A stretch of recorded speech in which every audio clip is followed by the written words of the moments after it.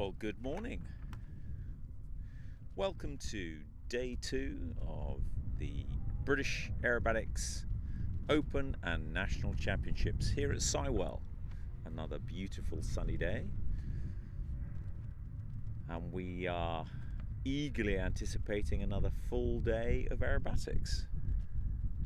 We have 25 pilots, we have a bunch of the world's best aerobatic planes lined up and ready to go, fueled and oiled and raring to get up into the sky.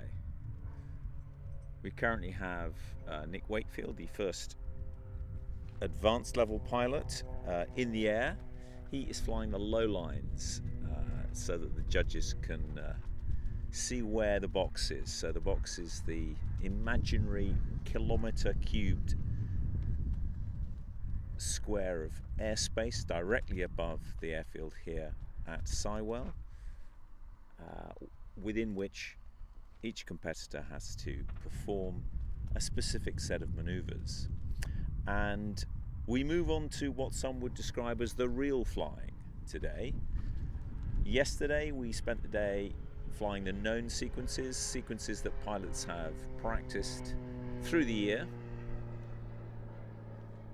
Today we step into unknown territory, and what that means is that yesterday pilots were handed a small piece of paper with what looks like hieroglyphics on it, describing a whole new sequence of maneuvers that they've never seen before. They've never flown this before, and they've had to work out every detail on the ground overnight, where they're going to fly it, what speed, what heights, where on the ground it needs to be in front of the judges. And then today they're going to fly it for the first time and get scored.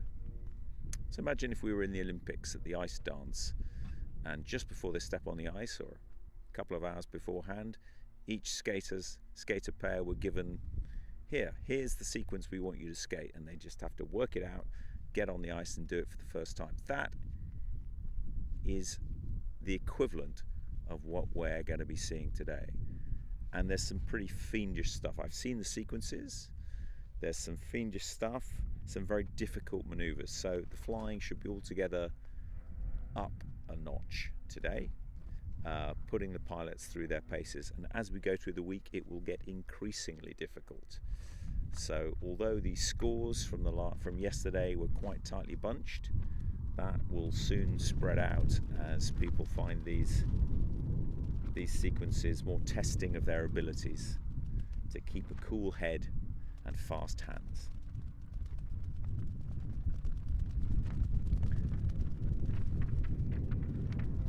So Nick's flying his 330LX Extra, 2-seat, highly manoeuvrable, fantastic plane, lots of power.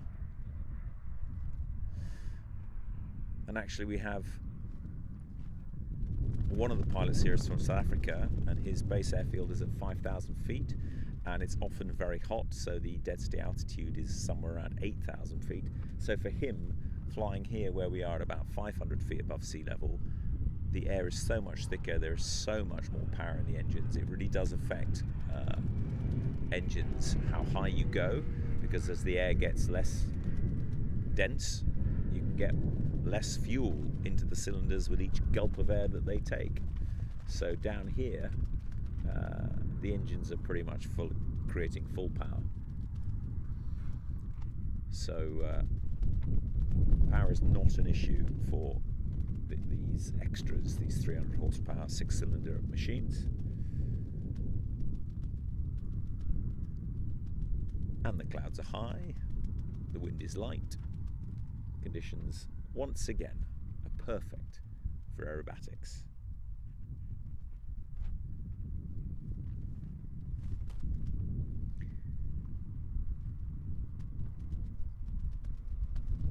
So Nick is now coming down the B axis directly at us down the centre of the box, so the judges know where the centre of the box is as far as the pilots are concerned, and quite rightly we are directly aligned with that. So there he is at the base height of 660 feet, 100 meters.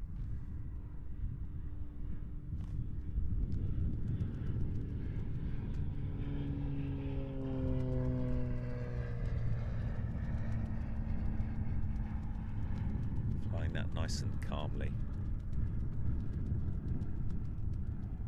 so that the judges can get their eye in. We had no one flying low yesterday. It was a very good day of flying. No one flying where they shouldn't. Everything went according to plan, and that's the way we want to keep it. Judges operate in teams of 3. The main judge, and on one side they have a caller, someone who's calling out what the figure is, so that the judge doesn't have to look at their sheet. And on the other side you have a note taker who is writing down the marks that the judge is giving. And that is your team of 3 for judging, all of whom have to have some idea of aerobatics. One would hope the judges have a lot of ideas about the aerobatics, and it does help for the caller to be a pilot, understands the meter, the timing that's required, and when pilots are likely to start a maneuver and when they're not. Sequence we have today starts crossbox, so it starts either towards the judges or away from the judges, and then goes on the standard A axis, which is left to right as we look at it. And the pilots do not get a chance to do a practice maneuver. They only are allowed to do safety maneuvers, just as Nick is doing now, rolling inverted, pushing to check his straps, and that sort of porpoising action. And he will then climb and get himself to his starting position, and with the wing rocks he will tell us that he's ready to go, and the scoring will begin. So this sequence has got quite a lot in it. A lot of crossbox stuff. There's an interesting loop with a 4-point roll in it. Inverted spins. Bananas, I'll explain those when we get to them. Another roll with a different push-out roll and a half outside roll. Some complex roll combinations on a half loop. Yes, quite a lot of pushing, quite a lot of inverted negative G. So here is Nick Wakefield coming in for his safety figure. So this tells me that if he's doing his safety figure coming towards the judges, that is how he'll be starting. So he's using the safety figure to just check where he should be starting. So as he comes over the top of his safety figure, he'll look at the box now and he'll say, am I in the right place? Am I where I wanted to be? Should I pull up a bit later, a bit earlier? Does this look right? He looks like he's doing it directly above the runway, which is a fantastically easy thing to see when you're a pilot. So he will now adjust where he tips in at the beginning of his sequence according to what he saw during that safety figure. So he will now reposition himself to the back of the box, and he will be coming in to begin this first advanced unknown towards the judges.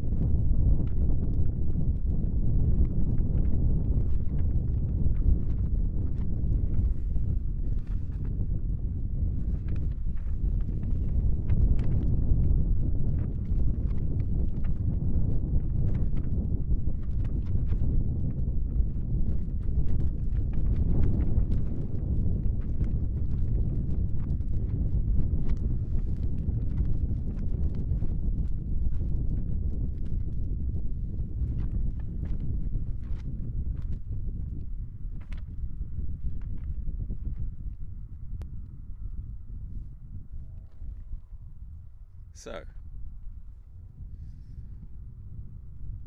here we are, lining up, first wing rock, second wing rock, and third wing rock. Let's fly. Nick Wakefield, advanced, figure 1.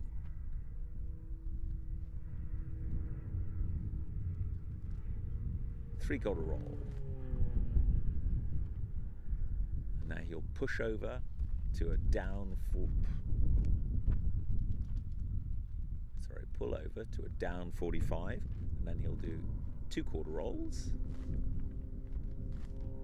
pull to the level, and then a double Humpty combination. So 2/8 of a roll, push over the top, and then 2 quarter rolls on the way down. And now he's got to use these to make sure he ends up in the right position for the loop, which is figure 4. So there, and then he's coming towards, and then straight up into the second Humpty over the top, and it's a quarter roll on the way down, and he should be hopefully in exactly the right spot, keeping it nice and tight in front of the judges. Quarter roll to the left, and then straight into the loop, which you'll want to do in the centre of the box right away. Very neat. And there's a 4-point roll at the top of this box, which is 1, 2, 3, 4. So this is very difficult because you have to roll whilst maintaining the shape of a loop. He's done that very nicely. That's straight up. He's keeping it very tight into prep for the spin, and he wants to put the spin, the 1.5 inverted spin, directly here and in the centre of the box. He's keeping it very tight and together. Nicely done. And then big G pull around. Oh, that's a lot of G right about here, max G. And then he's got a 3/4 roll and a quarter opposition roll that he has to stay on axis. 3/4 and then a quarter. Nicely done. Then he has to, at low speed, do this P-loop. So he has to carry on going up and make a nice shape, even though the plane is really slowing down at this point. And then on the vertical line, a half flick to come back the other way. Half flick, there he is. And then pulling out. And now he'll go into a banana. So up 45, round the top, and then back down 45. So pulling up, and then 4/8. 2, 3, 4. First one was a bit short. Keep the line going, and then make enough height so that you don't lose height on this bit where you're pulling around tight. And then he's going to do a half roll, and then he has to push out. So that's big negative G, about -5 there. Now he's going to push up into a stall turn. So another big push, another about -5, -6 G straight up. Nick is making this look very easy, and then a stall turn. This is not easy. And then as he comes down, he needs a 3/4 roll. Is he going to go away or towards us? He is going to go away. And then straight up into a Humpty bump where he'll bring himself back. Having gone away, he'll pull back and then do a quarter roll on the way down to set himself up for the second loop in this sequence. And this is half upright, 3 half rolls at the top, and then a push out, so an outside loop for the second half. So he's getting a little bit into wind, then he's pulling up, and then he'll start the half rolls about now. 1, 2, keeping on heading, and then 3, and then push out. So this is about -6 G. This is tough. Go for it, Nick. And then there's a complicated roll sequence. 3/4 rolls, followed by 2/8 of the rolls in opposition, and then pulling up with enough speed to do a flick at the top. Nicely done. Now we have low speed, but he has to half roll and pull round into a specs, into a double figure of 8. So he's got enough speed, this extra's got enough power to keep going, getting very slow, keep the line, keep the maneuver going, and then a half roll. It's a simple maneuver, it's all about speed, this one. And then pulling round. Now this is got its speed back, do a half roll at the top, and set himself up for the roller, which is 1.5, so it's 180 with a 1.5 roll, so he ends up inverted. So he's got to go, he's coming towards 45.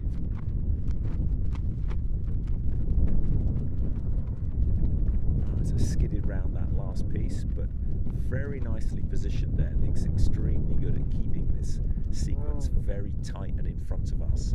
Good choices in terms of which directions to go. Very nice job, made that look easier than it actually is. There's a huge amount of pushing in that sequence, negative G, being upside down and then having to go up. And some tricky roll combinations at the top of loops, and a lot of directional stuff, 3/4 rolls, remembering which way to go, which way to roll. So tricky stuff, nicely flown there by Nick Wakefield in his extra 330 LX. So he'll be cooling down the cylinders, getting his breath back, and then lining himself up ultimately to land on this hard runway here at Sywell.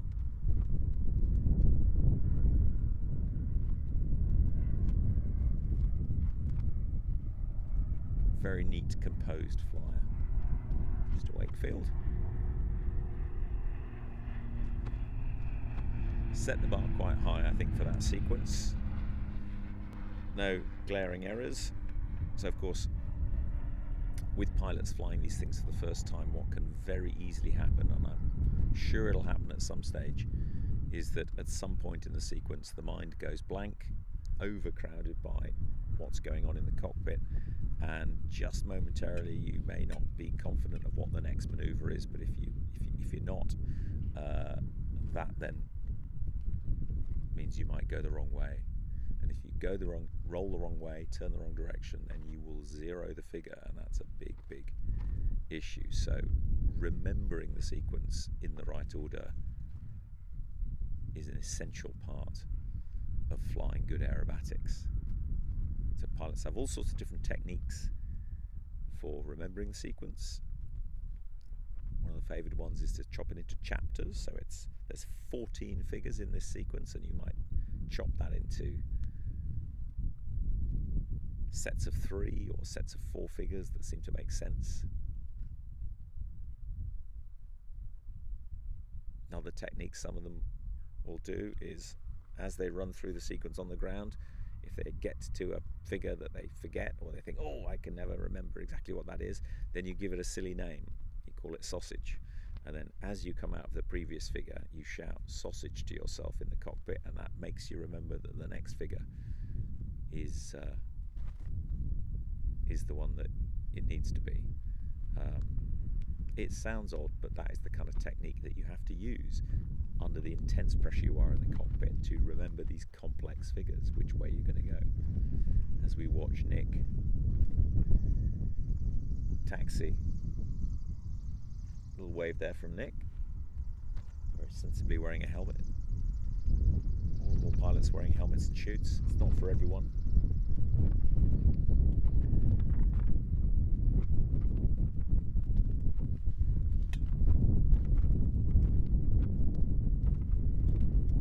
But it's a very sensible safety precaution to wear a helmet and a parachute as an aerobatic pilot. Every little helps when it comes to safety.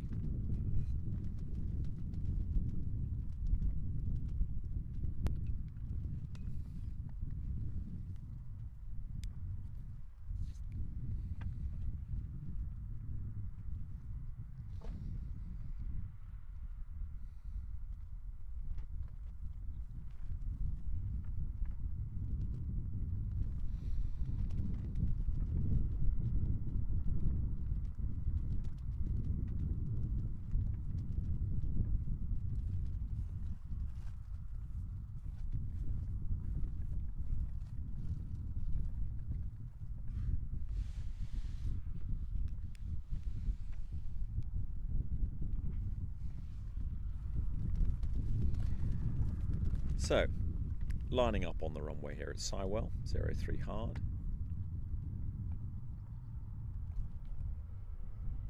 Is David Hurd in his Edge 540.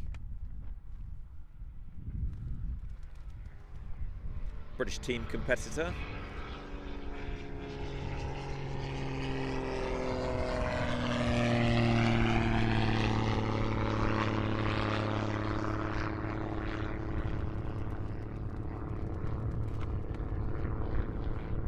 getting to grips with this very slippery, very fast, and highly manoeuvrable plane, the Edge 540, American, made by Zivco, favoured by Red Bull Air Race pilots because of its speed, but that speed can sometimes be an issue. You don't want to fly too fast, you don't want to accelerate too quickly in the box, because then you can't slow down for the figures where you need to be a bit slower, for instance a spin.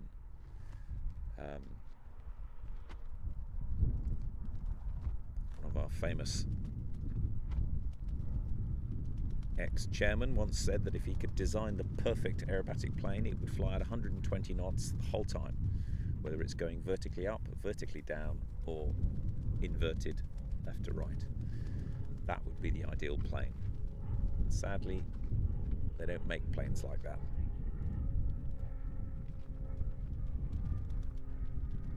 So as David does his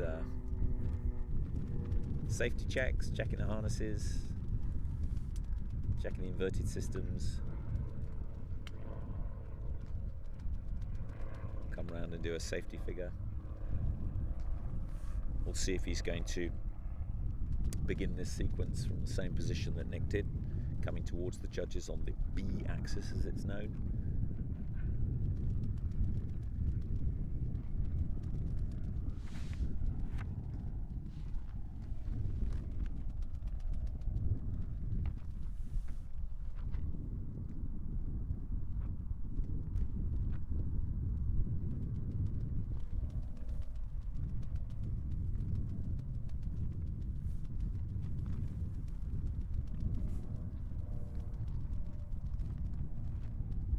Pilots have all sorts of different routines that they use on the ground to make sure that they are focused and they get their head in the game. Some like to be on their own, plug in their headphones, listen to music. Some like to be in amongst it, chatting with others. Some like to polish their aircraft. Everyone's got their own technique. It's a very sharp pull. So David's been flying all summer over in Europe, joining the Open Championships of some of the other European countries, and he's very current in doing a lot of flying, and therefore his G tolerance will be very good, and you can tell by the sharpness of the corners he's pulling. It's also the plane he's flying, those long dead straight lines that he's flying. This plane really does have great power to weight ratio.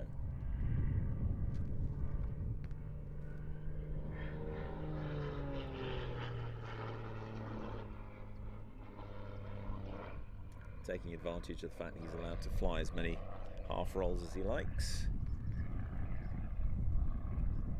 But that is it in terms of warm-up, safety. He will now be setting himself up, get to the right height and the right place to begin the sequence.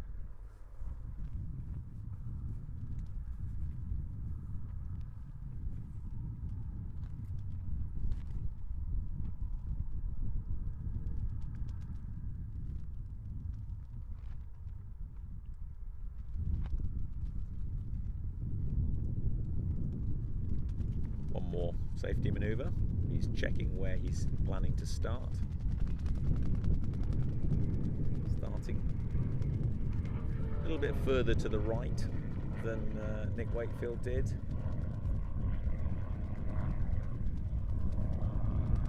Slightly unorthodox figure, but got him back to height, and he'll then reposition for the start. There is a wind from the judge's left, which means that the pilots, it's not a strong wind, but it is a wind, so the pilots just have to make sure that when they pull up, of course the wind doesn't make much difference when you're flying at 200 miles an hour, but at the top of a stall turn, when you're almost got no airspeed, the wind does make an appreciable difference. So you'll shift of 10-20 meters in a light breeze, and you can shift up to 100 meters in a strong wind. So here he is lining up on the runway, 1 wing rock, 2 wing rocks, 3 wing rocks. Let's fly. David Hurd, advanced, figure 1. 3/4 roll. And then pull over into a down 45. And on this line, he'll do 2/4 rolls, keeping the line straight. First one, second one, hold. He will pull out and go straight into a Humpty Bump, where he will reposition himself using the Humpty Bumps. 2/8 of a roll on the way up, and then he'll push over the top, and 2/4 rolls on the way down, and then he'll do a second, and he's decided to go away for the first, and then towards for the second, which brings him very close to the judges. So he's pulled straight back up into that. He's very close. And you can see the wind from where I'm sitting pushing him over, and now he's repositioned by a slightly larger radius at the top of that one, meaning he's in perfect position for the loop. So he'll need to pull out of that and then go straight into this loop with a 4-point roll at the top. Perfect position. Quite tricky. First, second, third, fourth. In a perfect world, you get 2 of the quarters on the way down and 2 of the quarters on the way up, and keep the loop the right shape. This is simply a figure to gain height, ready for the spin. So he's going to come back and do a 1.5 inverted spin directly over the runway. So it'll be about now. He will have to slow this edge down. He's giving it a little bit more time, a little bit further into wind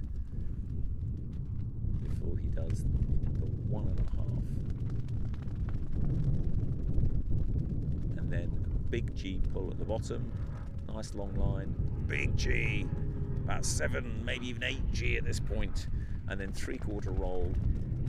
And then a 1/4 roll staying on axis. 3/4. And then 1/4. Very good. And then relatively low speed, but not a problem for David in the edge, pulling up again into a P-loop, and on the way down doing a half flick to come back to the left. Half flick. Very nice. A little bit of a wobble, but half flick. And then a banana. So up to 45 and 4/8 of a roll to inverted. Hold the line. 2, 3, 4. Hold that line. And then pull round and do a 45 on the way down. And then a half roll to inverted, so it's now a push out. This is a big push. Ooh, that's minus 6 G. And then another 6 G push up into a stall turn. He's keeping this nicely positioned. The stall turn at the top, plenty of juice in this 540. Look at the length of that line. Kicks it round at the top, then a 3/4 roll on the way out. Is he going to go towards? I'm hoping he's going to go away. Yes, good. And then moves away, but then uses this next figure to move it back again. So he's back into the golden zone, pulls out across the top towards us, and a 1/4 roll to get back onto the main axis. And then once he's done that, he will be setting himself up for the next roll with the next loop with rolls. So this loop has got 3 half rolls and then a push out, an outside second half. So it's doing it slightly further into wind because of the strength of the wind, and now 3 half rolls. 1, 2, 3, and then pushing round. Nice big loop. Lots of G here, minus 6. Making it look easy, David, very good. And then 3/4 rolls without dipping, and then 2/8 back, and then pulling around sharply with a flick at the top of this half loop, ending up inverted. So that's a full positive flick from inverted to inverted, and he's a slightly off axis there. He spotted that, but he's coming above the judges. And he is he going to continue? Yes, he's going to continue into the next maneuver. Shows you how easy it is to get off axis, and he's brought that back pretty smartly actually. Within half a maneuver he's back in the box, and now he's back round for this other half with a half roll at the top. Still pretty close. And then a roller, which he's going to do away. A 180 roller ending up inverted, so with 1.5 rolls. Oh, he's coming towards. That is not a great choice.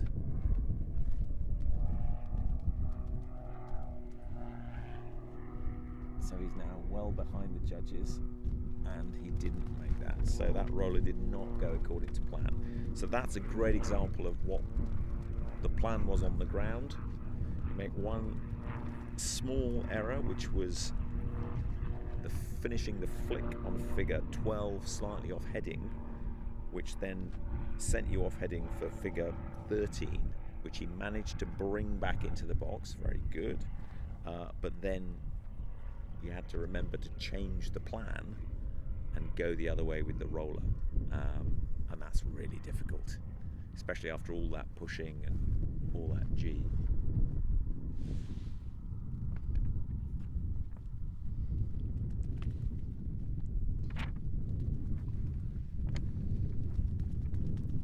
So, yeah, David will be kicking himself a bit from that, because it was all came down to he was flying a really nice sequence, and that flick just finished off heading, which is very easy to do when it gets low speed.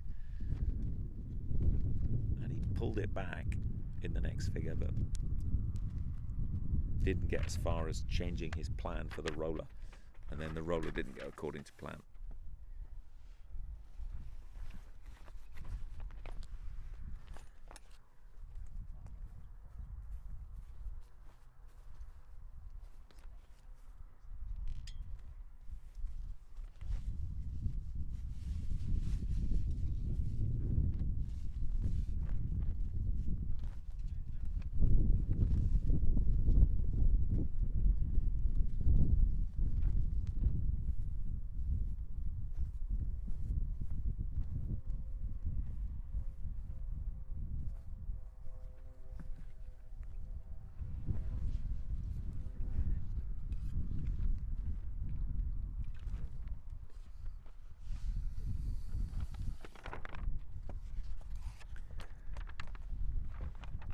So this advanced unknown sequence already proving a bit tricky.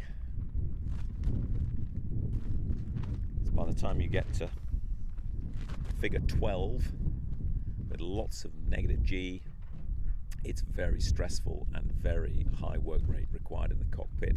So it's not that you then make mistakes, it's that then if a small error does occur, having the mental capacity to deal with it and all the consequences. It's a tricky business. So David will be kicking himself a little bit there. But the rest of that sequence was very nicely flown.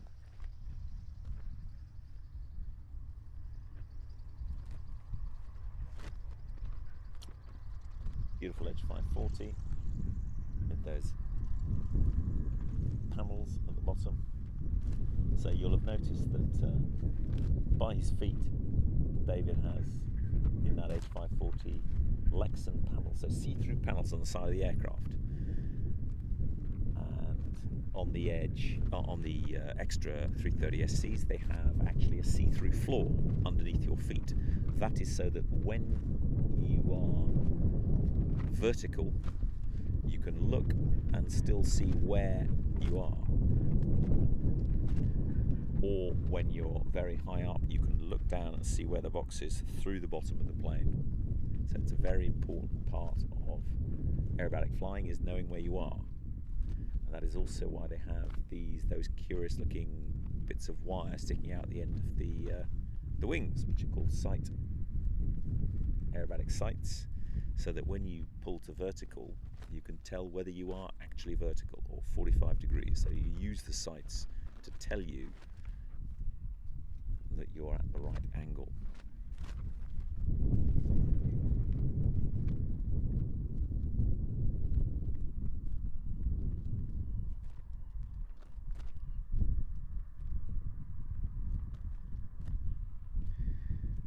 So our next competitor is Ben Filer, also flying an extra 330 LX 2-seat extra.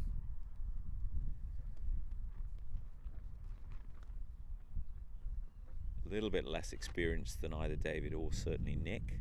So we'll see what Ben can make of this really quite tricky unknown sequence as he comes down the runway, taking off directly towards us.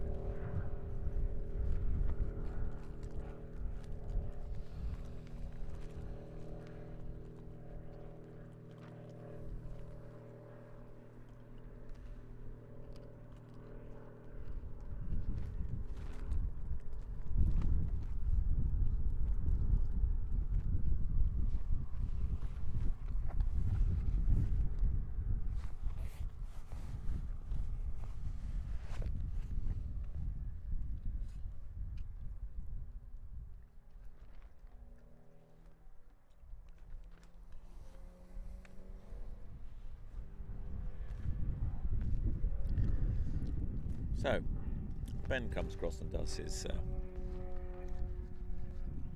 safety manoeuvres.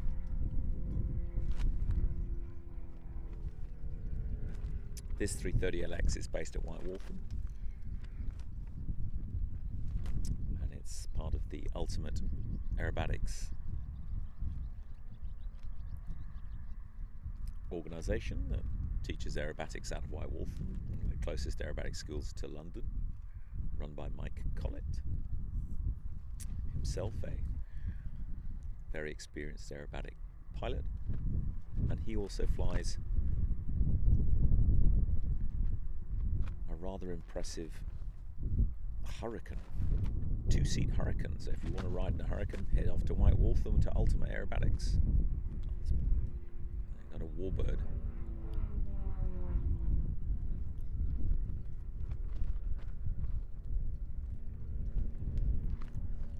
And Ben is just doing his warm-up manoeuvres, and he's doing them on the B axis, which is where he'll be starting. So he's just getting himself acclimatized to how the box looks, where he wants to start, because of course pilots are not allowed to fly any of the manoeuvres in practice. They can only do certain prescribed safety figures. There's no time limit when it comes to these unknown sequences, so the pilots can start when they're good and ready, making sure they're in the right height and aligned in the right place. So coming in towards the judges, first wing rock, no messing about. Here comes Ben, third wing rock, let's fly. Ben Filer, advanced, figure one. 3/4 roll, holding the line and pulling over smartly into a down 45, on which you'll do 2/4 rolls. 1, 2, a little bit early on those rolls, pulling out and then going up into the first of 2 humpties to reposition, up with 2/8, and like the others he's putting the first one away,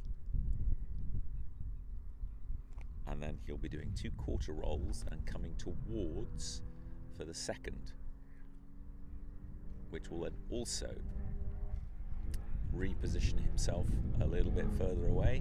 So he's now at the front of the box, and he's just pulling over the top to get himself just where he wants that loop, the next figure, to start. So 1/4 roll, and then he'll be pulling out to go into the loop with a 4-point roll at the top. So he'll start that right in the center, looking for a nice round shape with 2 rolls, 1, 2, 3, and 2 on the other side, 4. Nicely done, and a good shape. Keep the shape going, pull hard here, about 6G, very good. And then there's a simple vertical line to gain height before he goes into the spin. So coming back across the box, setting himself up for this inverted upside down 1.5 spin. So is he going to do it early, or is he going to wait and push further? No, he's going to do it right there, unlike the others. That's the spin. Now that looks to me he's going to do a 3/4 roll and a 1/4 roll. He's further to the right than the others because he's now got to do a P-loop, but he's got on with that, which is good. Very slow here, but the aircraft's got enough power just about to pull over that top. Now he needs to do a half flick, so that was well managed there. Kept that. So he's got plenty of speed now to do this banana. So this is an up 45 with 4/8 of a roll to inverted, and then maintain the line on that way up, and then do a half loop and then 45 degrees on the way down, maintaining the shape and not losing too much height here. Keep it, pull it hard there, and then half roll and then a big push out, shoreline after Ben, half push out, -6G, and then another push up into a stall turn. So there's a lot of pushing at that point. Stall turn, 0G. So is he going to go away or towards? One would assume towards at this point. No, he's going away. So further into the back of the box, but he'll go straight up into the second Humpty and pull it back again. So he's better positioned. This one, he's going to pull it back. So possibly should have come towards, but at least he's safe. 1/4 roll. He's now in the central box for the second of the loops. This is the one with the 3 half rolls and the push out. So going the other way. He's waiting, very good. Pushed it a little bit further into wind, pulling her across the top. First half roll, second half roll on the top, third half roll should be on the way down. Nicely done. And now the push out. Easy here, starts to get hard, and that's about -6.5, 7G. Oh, that's tough. And now roll combination, and then hard pull with a flick at the top. Can he keep it on axis, this flick at the top here? Slow speed flick. Oh, and he's lost about 20 degrees. Does he spot it? Yes, he's cheating it back. And now he's cheated it back onto axis, and he's now got to have enough juice to go up again, slow speed, and make that shape look nice. The figure's relatively simple with the half rolls on the 45s, but the speed at the start is very slow. So here's the second part of the looping figure and a half roll at the top, setting himself up slightly off axis, if I might be so bold, for the roller. And he's going to go towards, so he needs to do a 180-degree turn whilst rolling 1.5 times. Very awkward figure. Not a bad job. He's on axis, and there are the wing rocks. So, good job there, Ben. A little bit of positioning for where the spin was. Probably would have waited a little bit longer for the spin, but actually a very good effort. It'll be up for the judges to give him a score for each of the individual figures. And a little bit off axis on that tricky flick at the top of that half loop. That is a tricky manoeuvre, because you've got a whole load of complicated rolls before, then you have to pull up hard enough to give you enough speed to do a good flick. But it's still a slow flick, and it takes a lot of technique to make those flicks go around and end up on heading on both pilots. And it's inverted to inverted, so it's even harder. Both pilots, the last 2 pilots we saw, have struggled with that, keeping that on heading.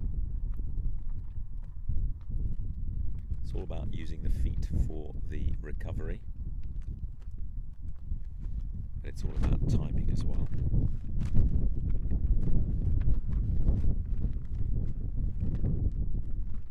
But a very good effort from Ben, because that's a tough sequence. And he saw where he was, kept it in the centre, he saw the heading area after that flick and blended it into the entry of the next figure to keep it all in the right place. So that was a good effort as he brings his 330LX into land on the long hard runway here at Sywell on this increasingly beautiful day. Sun is out.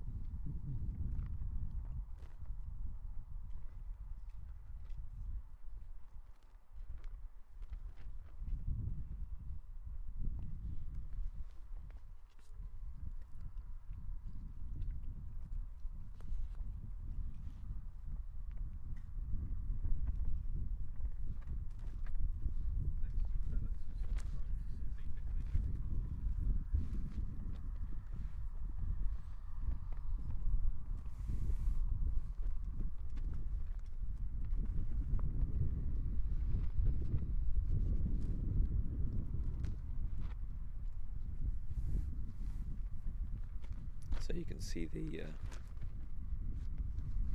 stripy effect, sort of concentric circles that are made by that spinner, stripy propeller. It's a 4-blade propeller on that extra, which means there's a little bit less power. It means the propeller is not as long as a propeller. The 3-blade propeller gives pretty much the same power, but it's a lot quieter because the tips, because it's not as long, the tips don't travel as fast, they don't make as much noise.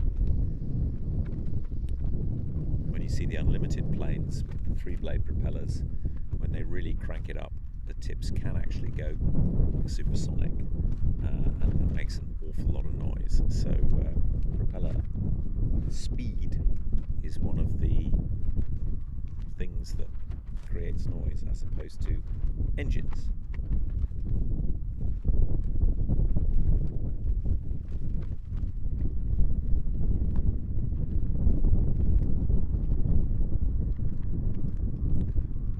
So I think the next two pilots have swapped places just in the order they're going to fly. So I think the next pilot we're looking to see is Nick Riddin in his small yellow One Design registration.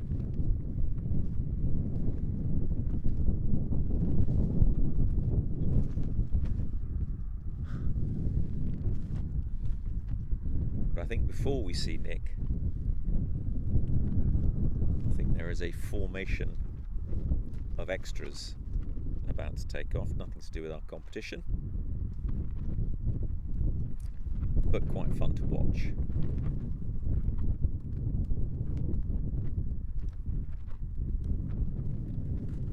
So if you're into aviation,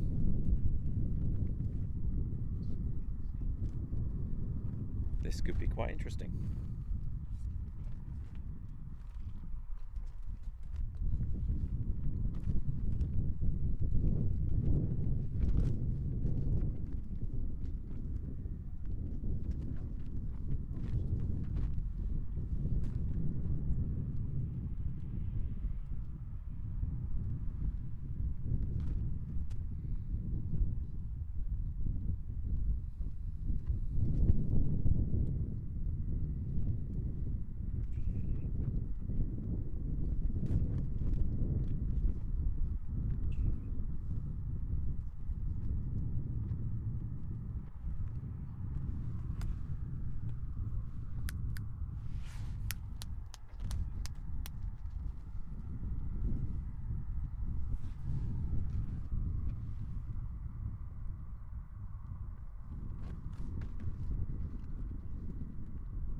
So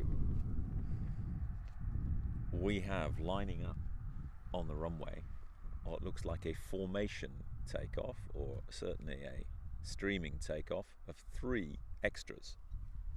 And this is an extremely unusual sight, because I do believe that we've got 3 different types of modern extras. The 3 extras that they make: the NG, the SX and the SC. And I don't know of anyone else who's got 3 in the same livery of these types, because the SX is brand new. There are very, very few in the world. This is the latest iteration of the single seat extra. All the performance of the SC with a little bit more comfort and a better position for the pilot to reduce the G loads. So I'm told.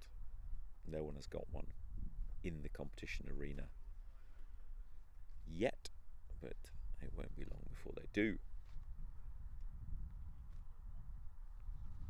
So we'll see what kind of takeoff we get.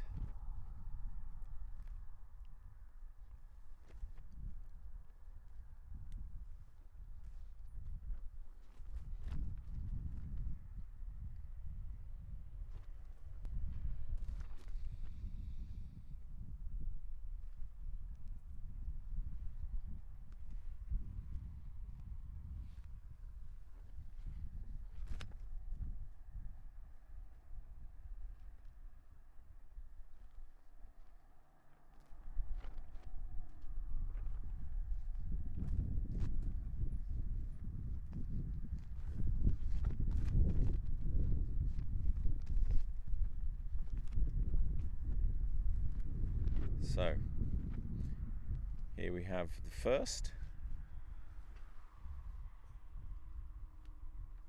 It's a streaming takeoff.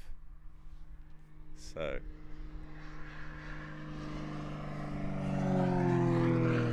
it's the NG, followed by the SX, and followed by the SC. So that really is not something you see every day. We have SCs competing, we have an NG competing, but we do not have an SX competing. There are so few of them around. There are 3, all in the same livery, clearly off to do some, I think, formation training.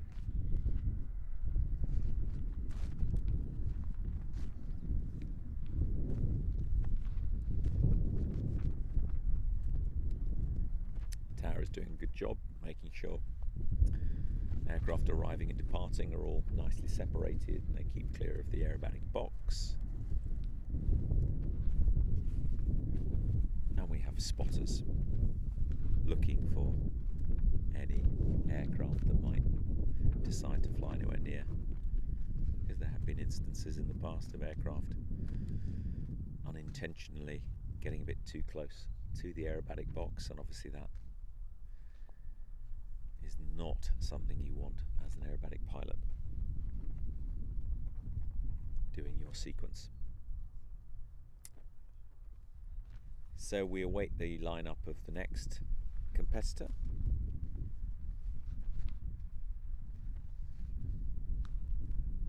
Will be putting himself through the paces of this unknown sequence.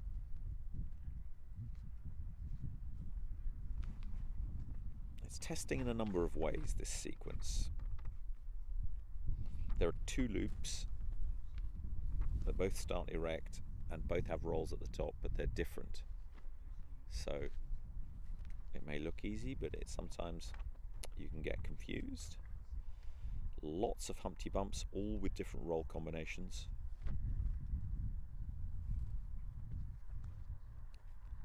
So far, no one has flown the wrong figure or gone the wrong way, but we are finding that figure 12 is proving to be tricky, that slow speed flick.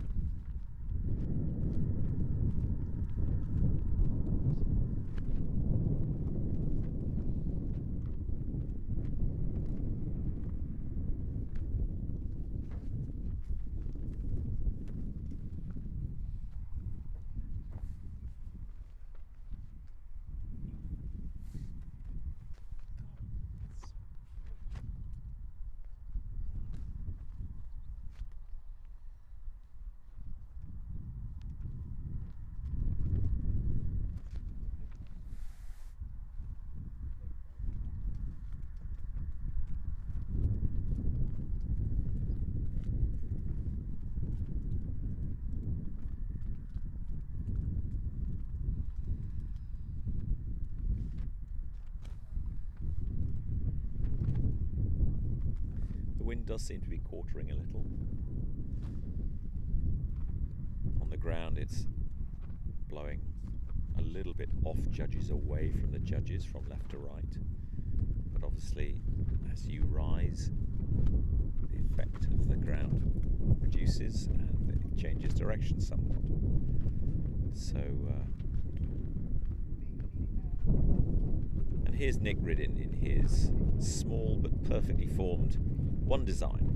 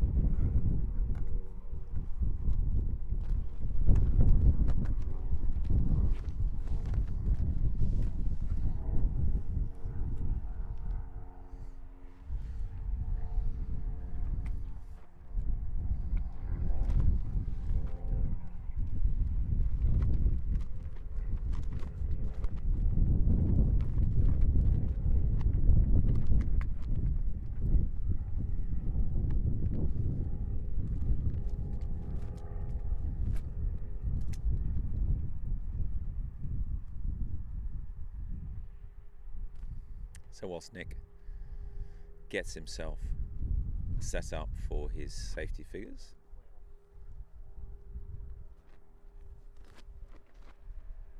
we can only imagine what's going through his mind about the sequence ahead of him.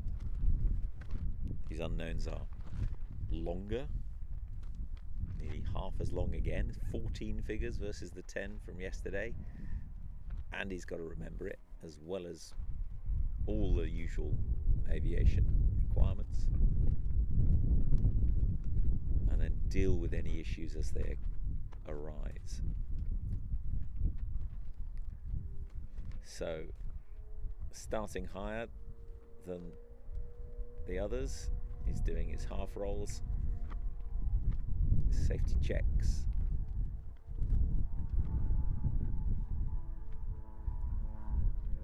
One of the benefits of flying upside down actually in aerobatic competitions is you can then see the ground. You can see the box as it's laid out on the ground with all the orange markers. So far from it being an issue, actually doing a line inverted in between figures can sometimes be really helpful. Or there's figures like Humpty Bumps where you're pulling over the top slowly, but you get to orient yourself on the box and maybe just use your feet to make sure you're in line. Your feet on the rudders, I should say.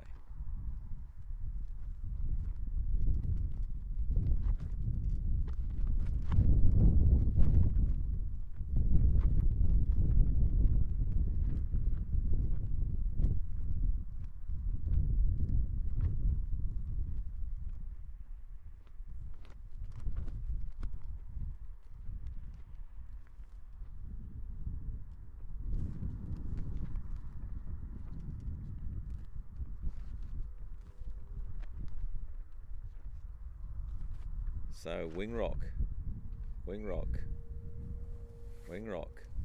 Now Humpty Bump is coming screaming in. So this is Nick Riddin, advanced figure 1. Pulling up, 3/4 roll. He's done a full roll. So that right there is a brain, we call that a brain fart, and he has not as yet, so I'm hoping he will pull out and wing rock. Yes.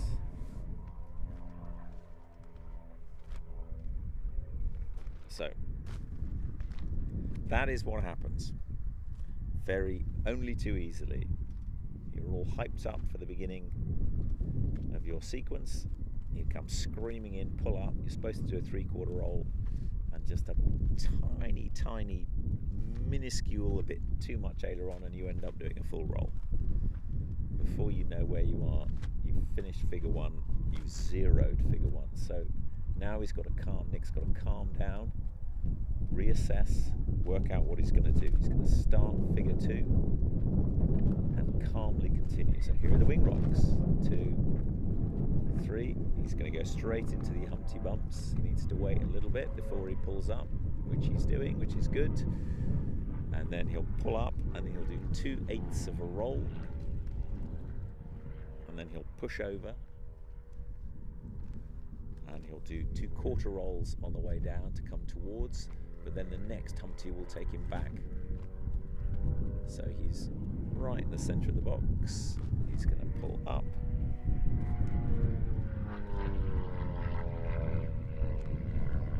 Pull over, and probably a couple of 100 metres too central. He needs to be a bit over to the left. He'll do a 1/4 roll, and now he'll set himself up for the loop with the 4-point roll at the top. So he's a little bit right. As he comes over, you get 1, 2, 3, 4, and then he needs to pull it round, maintaining the shape. Then he needs to go up. So he's now got to think about where he puts the spin. So he's going up to get himself at height for the spin. So is he going to traverse very slowly, inverted, across the box to give himself more space? That is what he's doing, to move the spin this way. He's still quite close, but then it is a small aircraft, so that he can put the spin pretty much in the centre of the box. There it is. Very good. And now he will pull round, big G right here. Pull round and then do a 3/4 roll and a 1/4 at the top, maintaining speed. 3/4 roll and then a 1/4. And now he's got to have enough speed to go back up. This will be tricky for this plane. He needs to wait a little bit, give himself some time, get some speed up, and then see, he's giving it much longer than the other, waiting to accelerate. And now he's pull it. Maintain the shape of this P, and then on the way down he needs to do a half flick. There's the half flick, a little bit short, but he's fixing that with his feet on the way out. Now he gets himself set up for the banana, so he needs to pull up to 45 degrees, 4/8 rolls. And they weren't quite even, and he's got to maintain that line and then pull it around without losing too much height and do a 45 on the way down. And then half roll, and then push out. Oh, -5G at least.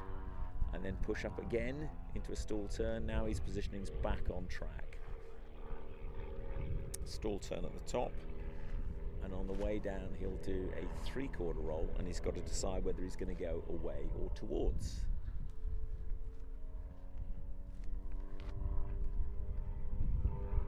Well, that was another brain fart. You could see just before the roll, he didn't know which way to go. He couldn't decide. So he eventually did a half roll instead of a 3/4 roll. This is exactly what happens when the stress of the situation, he's been coping with fixing issues and maintaining energy, and just coming out of that that stall turn, just couldn't quite remember quickly enough which way to go. So he'll come in, I'm assuming, and start figure 10, which is a Humpty with a 1/4 roll, and he's repositioned himself. Here are the wing rocks. Nice and central, and it'll go straight up into Humpty, pull over the top with a quarter roll the other side, setting himself up for the second of the loops. So this one has got to have 3 half rolls at the top, and then it's a push out. 1, 2, that's nicely done. 3, and then maintain the shape. That's good. Big G here, really, -6. Whoa. And then a complex rolls, he's got to do 3 quarter rolls, 2 keeping it on heading, 2 of 8 back, and then this awkward pull up for a full flick at the top. Pull it tight, keep the speed now. Can he do that flick? Oh, well, it's on heading, but it was awfully slow. So now he's going to wait before he starts the next maneuver, which is this spec. Yes, he's got to have enough juice to go up. I probably would have waited a little bit longer because he's really running out of juice, so that is very pinched. But he's made it round, half a roll, and he's slightly to the left of the judges, and he's going to pull round for the second part of this.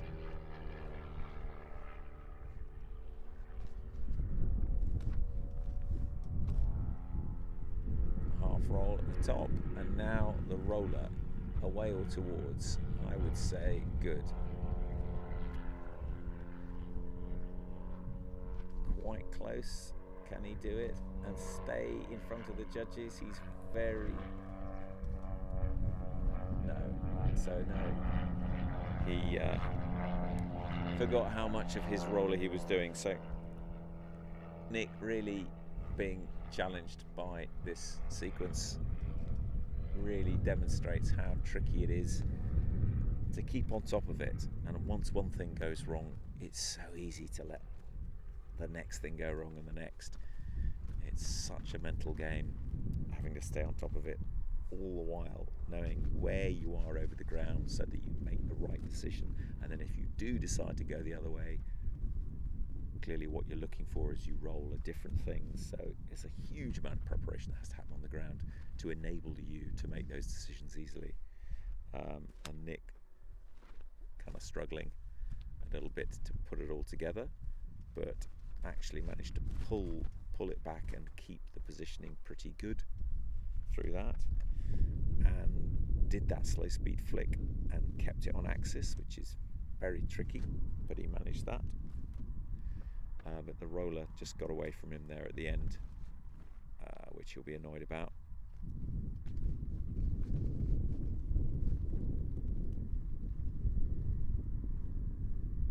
But a sequence really testing the abilities of this little plane, and really you could see it running out of energy on some of the sequence, where having gone up, flying slow, having to then go up again, which happens twice in this sequence. The 6-cylinder extra is not a problem, but the one design always struggles with that.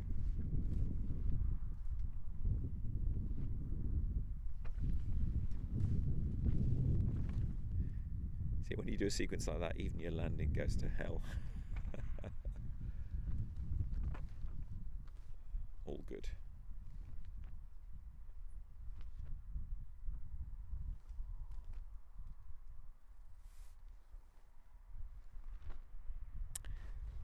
So we only have one competitor left to go in the advanced, as Nick Ridding taxis his beautiful one design to the end of this long hard runway at Sywell.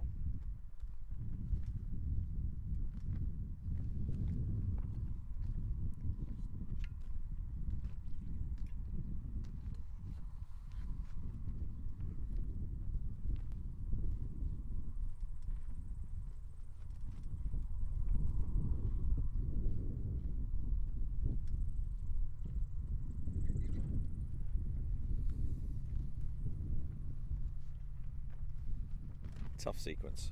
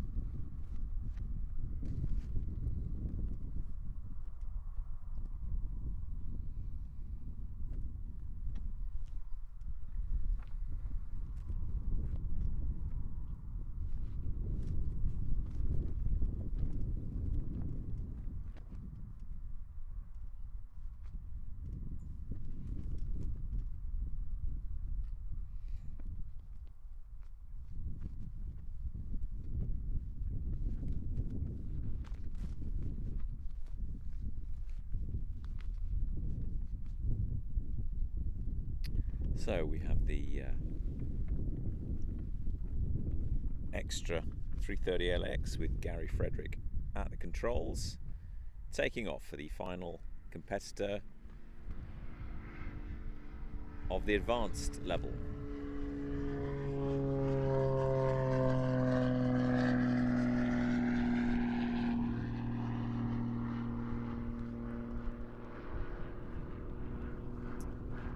So this is the two-seat extra 330LX, lots of power, lots of maneuverability,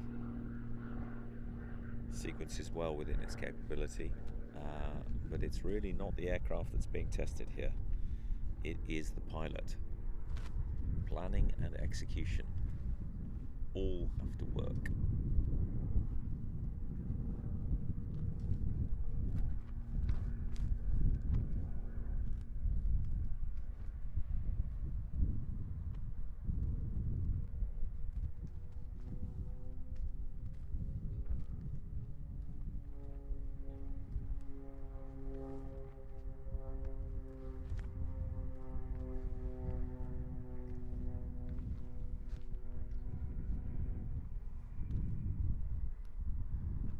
So Gary, as ever, keeping it neat, tight.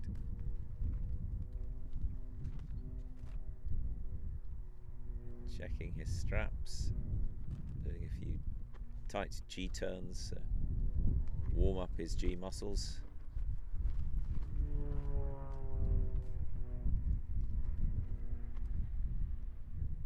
Always a good idea before a sequence that's going to demand a lot from you. Get the body ready to pull on the G. He's really pulling that. Each one of those turns is probably 4 or 5 G.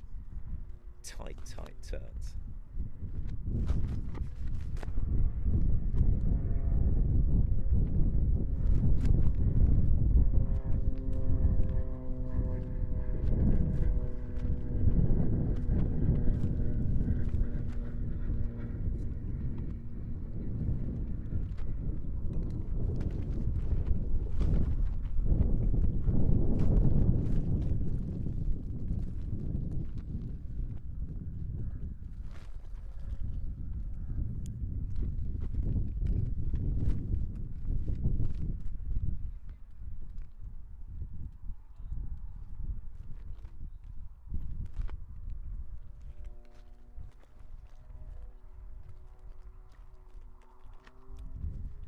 So Gary comes in to do a safety maneuver, dead center of the box. This is where he's going to do his figure one. That's why he's doing his safety maneuver then, and then as he pops over the top, just to check where he's at. Going to look down, but he's not permitted to do any rolls on that safety figure. It's really there just to make sure the aircraft is behaving as expected.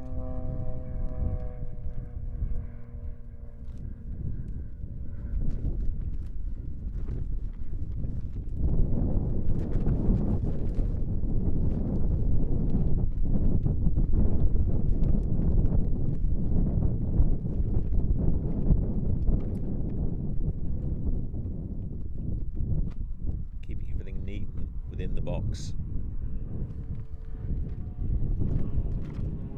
Doing a second safety maneuver.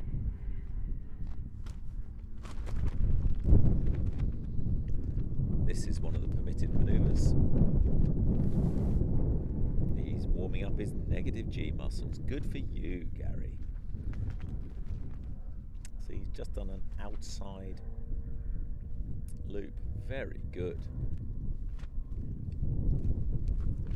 So that's a figure of 8 without a roll.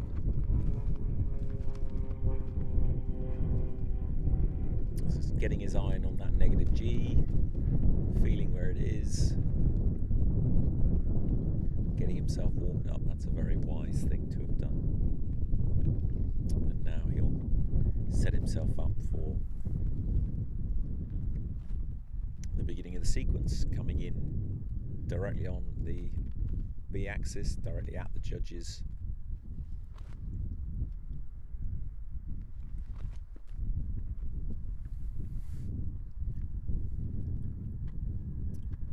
for this rather tricky advanced unknown sequence.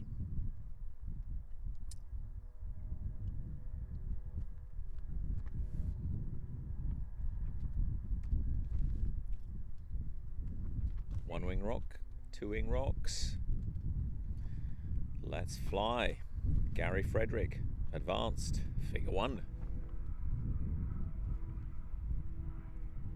Pulling up, 3/4 roll. Nicely done. Pulling off the top to inverted 45. And then 2/4 rolls. Drawing a line, very good. Drawing another line, and then pulling level. And then into this double Humpty combination where most people have 2 of 8. Oh, that first one looked more like a quarter. That might have been an issue there. Pulling over the top, he realised after he'd flown it, and there's 2 quarters. That again can happen very easily, so he's coming towards. But this second Humpty, I think that first figure won't score very well. It may even be a 0 if he actually flew a quarter instead of 2/8. And now he's setting himself up for the loop with a 4-point roll at the top. 1/4, 2/4, and the other 2 are on the way down. That's good. 2/4, 2/4, and then keep the shape of the loop. Except he's done that the wrong way. Interesting. So Gary is flying this with wind from the right, and we have wind from the left, so he's now doing the whole thing backwards. That first Humpty has messed him up. Yeah, he's flying this all backwards. He will be absolutely kicking himself. 3/4 roll, quarter, and a P-loop, but the wrong way. So that figure 2, the first roll on figure 2, has really messed him up. Unless, of course, he's planned the whole thing the wrong way around on the ground. But at some point he may be looking at his ground references and saying things aren't where they should be. So he's going up for the banana, 4 of 8. No, he's continuing. So he may have planned it this way. It's quite low. Half roll and then push out. Yeah, that's at the bottom of the box. And now pushing up into a stall turn. Sadly still the wrong way.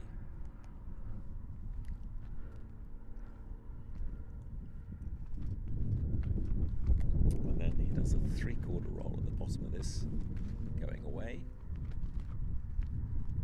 Oh wow, okay, so he really is the wrong way. So he's coming above the judges. And he better pull it back. So his plan has really gone awry. He's flying it all, but in the wrong order. So he's now going to do the second roll. Come over the top, 3 half rolls. He's going to be kicking himself. 2 half rolls, third, and now a push out. Big negative G. Oh, all for nothing, Gary. And then 3/4 rolls. 2 of 8, nicely done.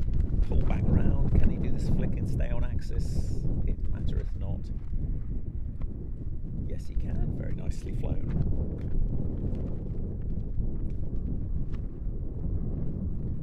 Now he has to have enough power to do the figure of 8. Half roll, pull it round. This big 6 cylinder's got no problem going up at that point. Pulling over the top into this simple figure with a slow, complex start.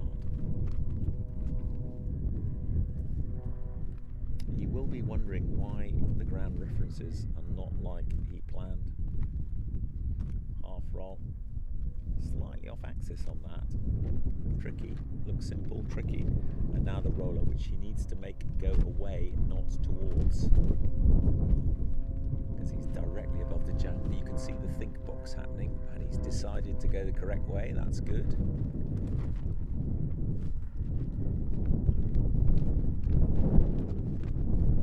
Okay, he's done a reasonable job of that. Roll rate wasn't terrific, but that, I'm afraid, will be a complete hard zero.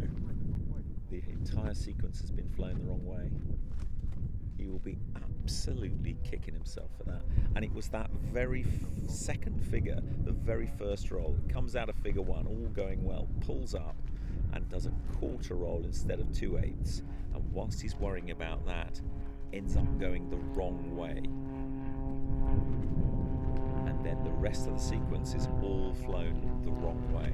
Simple little things like that can really mess you up.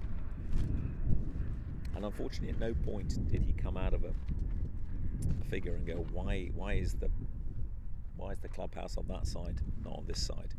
And then wing rock and rethink. He soldiered on, did some very nice flying, but all of it will be for naught. He will score the first figure only. A salutary lesson. Sorry about that, Gary.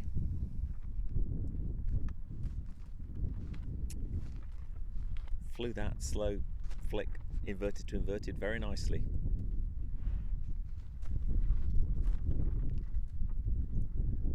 But for nothing. So that brings us to the end of the advanced. And then we move on to the unlimited.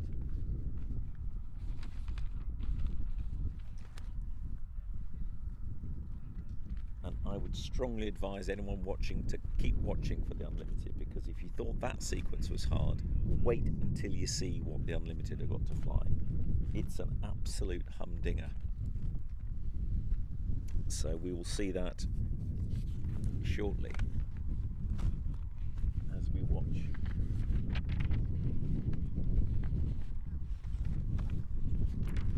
Gary bring his extra in to land in a nice side slip.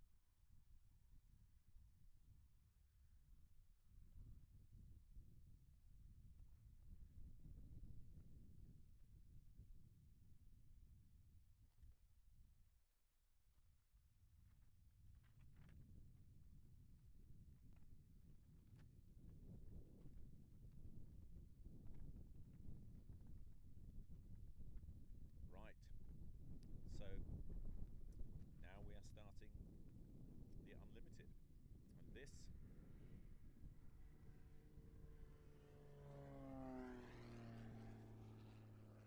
is the Extra 330 SC single place competition of Chris Brook, who is the first of our unlimited competitors, and he will be flying the first unknown sequence. So yesterday we flew the free known sequence, which is something that the pilots have been practicing all year, with a few fixed figures but a few selected by the pilot and placed in an order by each pilot and practiced. Whereas today they are flying a sequence they've never flown before, with manoeuvres they've probably never flown before in that particular variety and sequence. And this one is an absolute humdinger. It's got 13 figures in it, and it starts off with a very complex and difficult P-loop, then moves into a banana with a negative flick on the way in, then moves into a complex spin with 1.5 flicks on the way out, into specs with a three-quarter flick on the rising 45, slow speed stall turn with a push out. That means that as they come out of the bottom of the stall turn, they have to push inverted. That's a big push, minus 7G, and then another big 6G push up into a 1.25 roll, going into a tail slide with a 3/4 negative flick on the way back. So there's a lot of negative G in that figure. Then a repositioning, and then we have a down diamond. So they will be flying a diamond shape in the world. So it's a diamond shape, but starting very slow and very high, going all the way to the bottom of the box, all the way back up to the top. Very difficult to do accurately. Then they'll come back and do Humpty Bump with a 3/4 negative flick going vertically, which is tricky. After which, they will be doing a figure called a mad cow. So figure number 12 is a mad cow, and that figure is really difficult. So it's complex rolls at the bottom, push up, so half an outside loop, but you've got to push hard enough to maintain enough speed to then be able to do a full negative flick. So -6 push going into another -6 negative flick, and keep that on axis. After which you then have to go into a 360-degree outside roller. So that's a full rotation, full circle horizontal, whilst rotating the plane, rolling the plane outwards 3 whole times. So those are 60 degrees every time you do a half roll. Ending up exactly on axis, exactly upright. So a really technical, tricky sequence with a lot of G.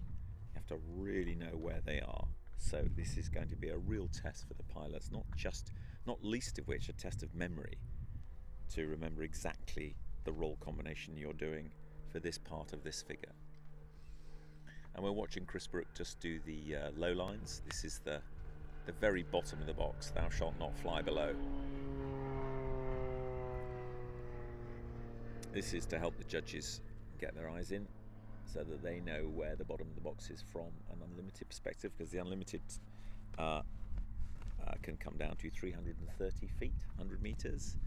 That is the bottom of the box, and then 200 feet, which he's just flown, is the disqualification height. So if anyone flies at 200 feet or below, they are immediately disqualified, because that is not safe enough. But these are highly experienced pilots, so one of the reasons you get called an experienced pilot is that you, even in the middle of a complex sequence, you know if you're going to be too low and you knock it off. That's one of the things that can tell you whether a pilot is experienced, is that they know when they should stop or amend. They don't just carry on blindly.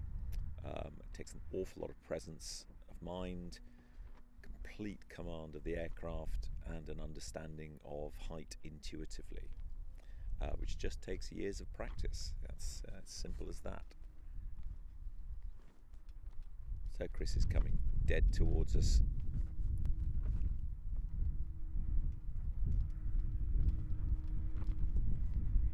This is the centre of the box.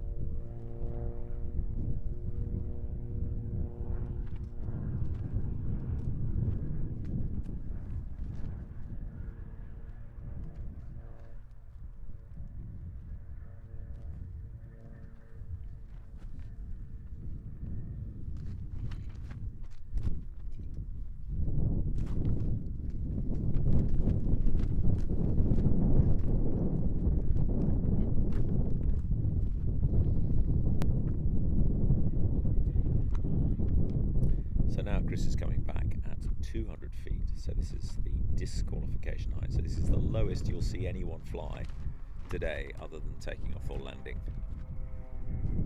He's doing that through the centre of the box. And then he'll come and do one at the front of the box.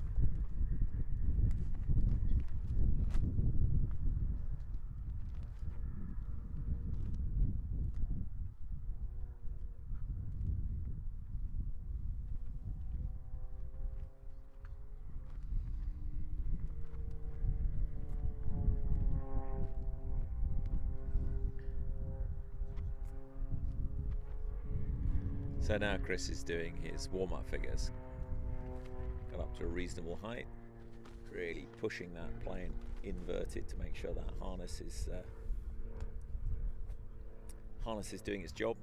And harnesses tend to all be made by one business called Hooker, and they get replaced after a certain number of years. I think it's about 7 years, whatever happens.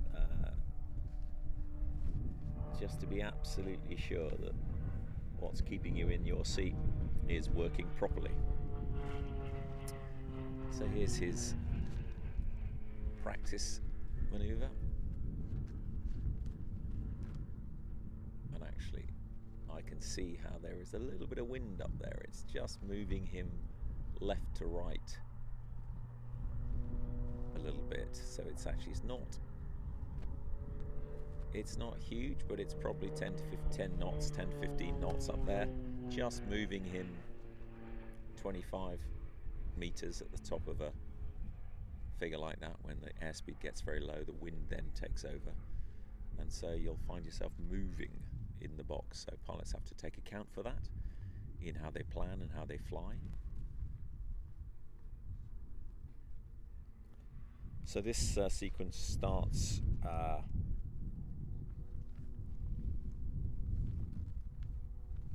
on the A-axis with this very complicated and tricky P-loop. So here comes Chris to do another safety figure, but he's now testing where he wants to start figure one, dead in front of the judges.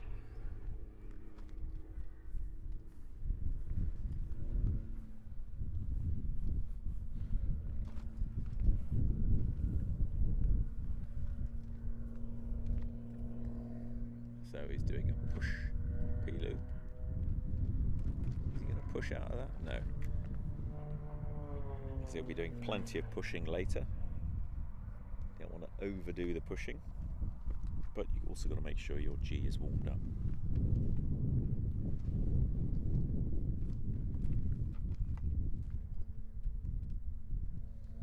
So Chris Brook, one of our British Aerobatic team pilots, unlimited team, flown in a couple of world championships highly experienced, current unlimited national champion. Let's see how he approaches this really quite tricky unlimited unknown sequence. So that first figure, the very first thing you do is to pull up and do a half flick, and he has to be slow enough to be able to do a flick, but fast enough to be able to carry on and to continue a P-loop with double roll at the top.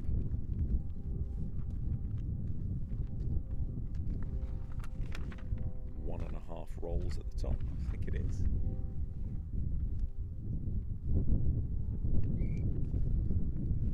Printing's very small, I think it's a double roll. Here he is, Chris Brook, unlimited, figure one, half flick. Maintains the line, pulls it over, double roll whilst maintaining the shape of the P-loop. And then on the way out, he does a full roll one way and two half rolls the other way. Roll and then half roll and half roll, and straight up into a banana. So you've got a half roll and a half neg flick. Ooh, very nicely done. And then push round the top, get enough height, push round the top, hard push here to make sure he doesn't lose too much height, and then 2 quarter rolls, 1, 2, wait, and then pull straight. That's nicely flown. And then there's a repositioning Humpty Bump with a quarter roll on the way up, and he elects to come towards, so a nice tight radius at the top here because he's quite close to the front, so that he can then take the bigger radius and move a little bit further away into the kind of golden zone of the box. And then he'll come up and he'll do a quarter roll and set himself up for the spin, which he'll do directly in front of the judges, actually. Yep, and it's a 1-turn spin followed by 2 quarter rolls after the spin. There is that 1-turn spin, and then 2 quarter rolls, 1, 2, and then tense those G muscles, big pull, 7, 8 G, whoa, and then a 1.5 flick on axis, 1.5, nicely done with the 2 quarter rolls, making it look easy, Chris. And now choose the right moment to pull down into this figure of 8 with a tricky roll combination. So he's coming down and up, then he goes 2 quarter rolls and then a 3/4 flick from knife edge. There's the knife edge, there's the flick to inverted. Nicely done. And then pull round, and then on a rising 45 he's going to do a 1.25 roll and then a quarter roll the other way. He's keeping this nicely on axis. 1.25 and a quarter roll, and then briskly push off at the correct height, and then straight up into a slow with a half roll at the top, very slow half roll. Nicely done. That is tricky at that slow speed. And then long line, half roll, sorry, full roll, at which he pushes out. There's a -6 or 7 G, and then another big push coming up, push back up. Keep your wits about you, do a 1.25 roll, and then going into a tail slide. It's a bit short on that roll, he's cheating it, nicely cheated. Canopy up, tail slide, and there's going to be a 3/4 negative flick on the bottom on the way out. Punch it. There's the 3/4 neg flick. Now comes into a repositioning double Humpty, quarter on the way up. So he is going to move himself a little. He's given himself some space. Oh. Isn't there a quarter roll there? That doesn't look good. Okay, so what that very much, he's wing rocked, what that very much looked like was a little bit of a potentially either a brain fart, either oh my goodness, what's the next figure? So I better wing rock and move out, or just a little bit of greying at the edges. So a little bit of G, but only at the edges. So if that starts to happen, stop, take a breather, relax, get back into place. So very wise, as I said, unlimited pilots know when to knock it off. So Chris has just taken a pause to get himself back into the right space. So is he going to start off? He'll be talking to the judges, telling them when he's going to start off. He might start off flying that figure again to get himself set up for this awkward down diamond. Well, it was going very well up until that point. So here comes the wing rocks, two very crisp wing rocks. So what's he going to fly? I think he's probably going to go and do the figure 8 again. So quarter, yes, and he'll pull over.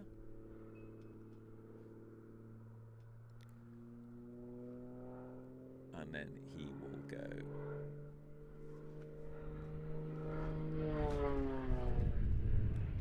pull up at another quarter roll and get himself some good height at this point to do this really quite tricky diamond. So he has got to inverted down, do a 4-point roll quickly,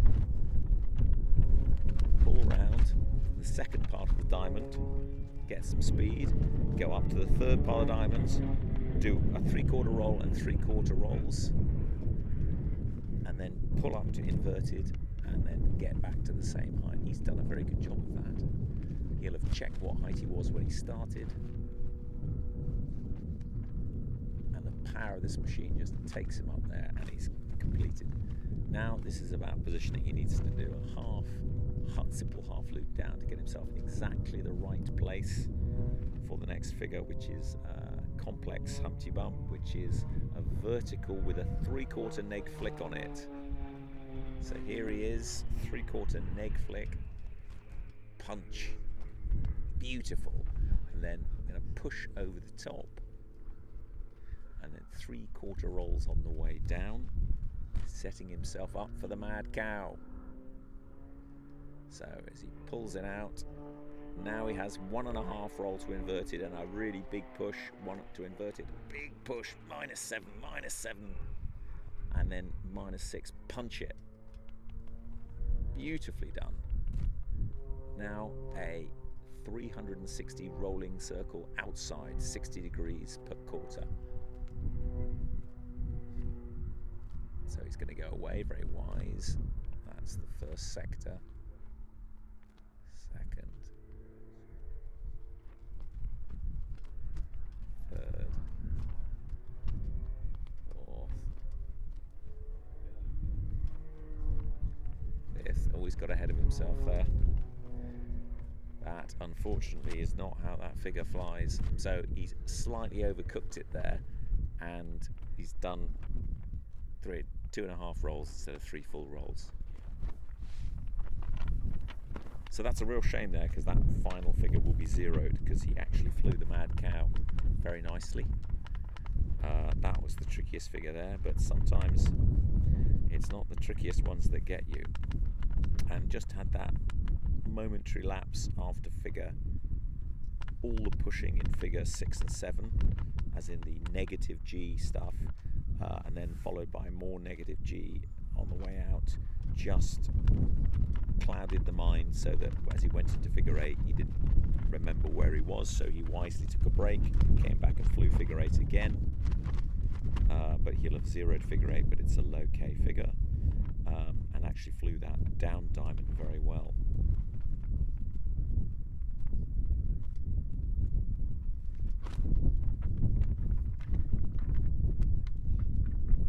So I've been told the reason that figure is called a mad cow, where you come at high speed, complex rolls on the way in, push, go to negative, push, hard push on the negative, half roll up, and then an even bigger push for a negative flick. The full mad cow is a 1.5 negative flick, because it makes pilots go is why it's called a mad cow. That is the technical description, because it's a great way to overdo the negative G and send you to sleep. But there are some cute names for figures, but mad cow is the one we're faced with today. We haven't got a Ming vase. That's another one that comes in. All sorts of crazy names, but there's a lot of negative G in this sequence, a lot of hard positive G pulls and big negative G, so that'll go from +8 to -7, so it's a sort of 15-16 G gap that we're asking these pilots to put themselves through, and it takes its toll. As,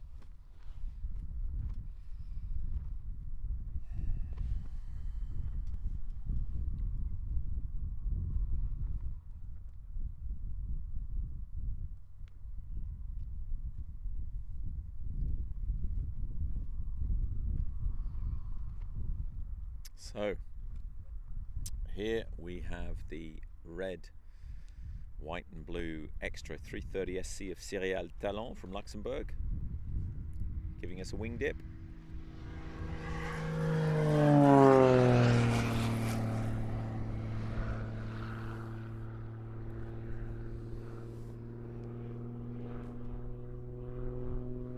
Cyril likes an interesting takeoff and an interesting landing,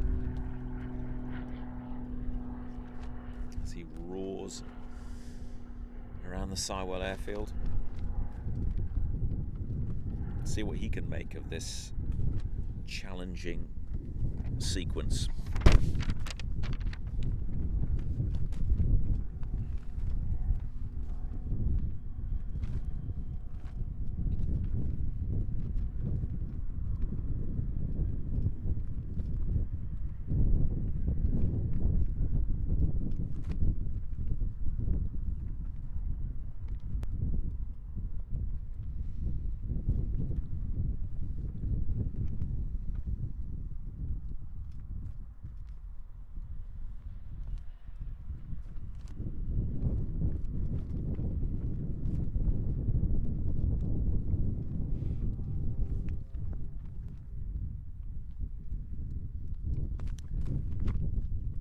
This is Cyril's third time at the Open.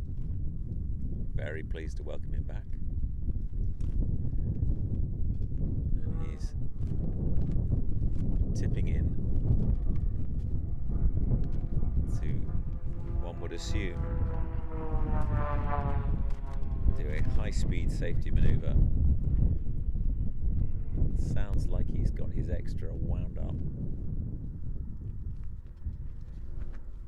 Quite to maximum, but not far off it, to give himself as much energy and a push out from that Humpty Bump. He's warming up his negative G muscles. There are his half rolls, crisp half rolls.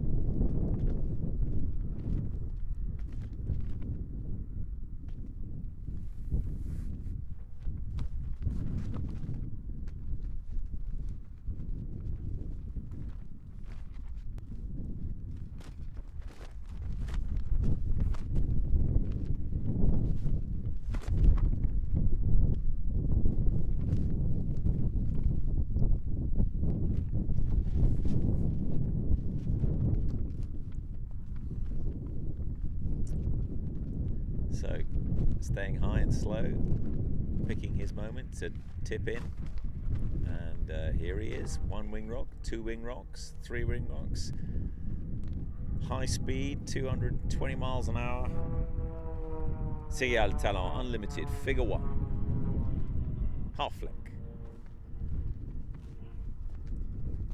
Holding onto the shape, pulling over the top, double roll at the top of this P-loop. Pulling round with a full roll and then an opposite 2 half rolls, full roll, half roll the other way, very good, half roll, up into a banana, up, then there's a half roll and then a half neg flick, punch it, there we go, very nicely, a bit of a wobble afterwards, then a push round, he's got some good height on that, push round, keep it punchy and then hold it, 2 quarter rolls, hold the line, pull out, then a Humpty Bump to reposition for the spin.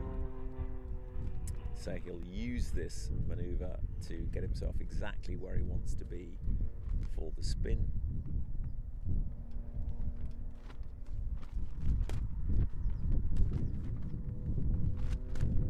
So he's going to bring it closer in, so the big loop at the bottom, reasonable G at the bottom there, but not too bad. Yeah, he's got himself spot on.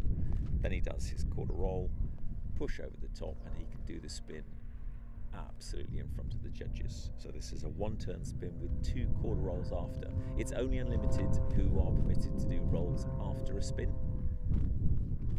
And there we go, he's stopping the power. There is the 1-turn spin. Then 1 quarter roll, 2 quarter rolls, wait, draw a line, and then pull, big G pull it tight to maintain speed. That's 7 or 8 G, that's a tight pull, and then 1.5 flick, followed by, very nice, 2 quarter rolls to invert it.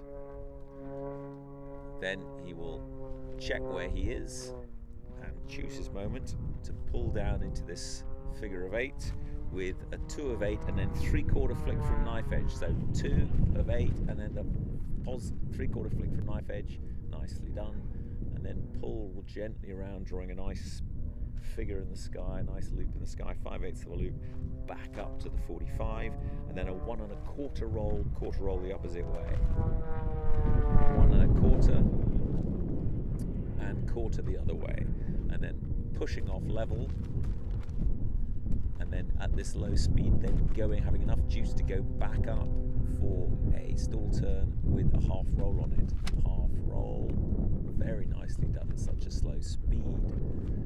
There is the stall turn, and then a full roll on the way down, and then a push out. Big push out, whoa, -7. And then a big push up again, right in front of the judges, pushing up, 1.25 roll, keep your wits about, you know which way to go. That's it, slightly short, and then a canopy up tail slide, fly the aircraft backwards. Beautifully done. And then a punch, a 3/4 negative flick on the way down. Punch. Oh, very good. And then pulling out into another of these double humpties to reposition him for this awkward down diamond. So he's got to get enough height and the right position. So he's going up, he's going to do quarter roll towards, he's going to pull over towards so he can just, and that's nicely close to the judges, so then he can move a little bit away into the golden zone to be beautifully positioned for this diamond in front of the judges. So up to the top, gain some height, quarter roll, and then pull off inverted to start this diamond, a complex diamond. First is a down 45 with a 4x4, has to be done very fast to not lose too much height. Here it is, 1, 2, 3, 4. Then the next segment, nothing on that, to the bottom of the box, keep the speed up, then a 3/4 roll followed by 3/4 rolls, and then pull straight up into the final section, and then hang on as you climb back up to the height you started at. Very nicely executed. And then pop off the top, inverted, and then a simple half loop back down, ready to place a complex Humpty bump, push Humpty with it in front of the judges. So he pulls up, and then there's going to be a punch, a negative 3/4 flick on the way up.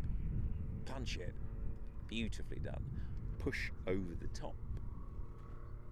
And then 3/4 rolls on the way down. And then 3/4 rolls will set him up for the mad cow. So here he is. So 1.5 roll to inverted, then a big push. Push like hell. Push, push, push. Keep the speed up. Oh, and then can he do a full neg flick? Punch it. Oh, a little bit of a wobble at the end there. And now he's got to do the 360 outside roller. Can he make that 60 degrees a time? So one more full, 2 more half rolls back to the way he came. One more. That's 60 degrees, looking good. Pulling it round. Nicely done. On heading, wing rocks. So Cyril really getting to grips with that tricky unknown there. Some very difficult figures, but Cyril making sure he placed them in the right place. So that was a well-positioned sequence, making sure that big diamond was right in front of the judges. Tail slide, pretty central, whilst also pulling 9G and pushing -7 or even 8. Some very serious. And here we have another enjoyable Cyril landing side slip. Does look to me like he's going to land on the grass rather than the hard.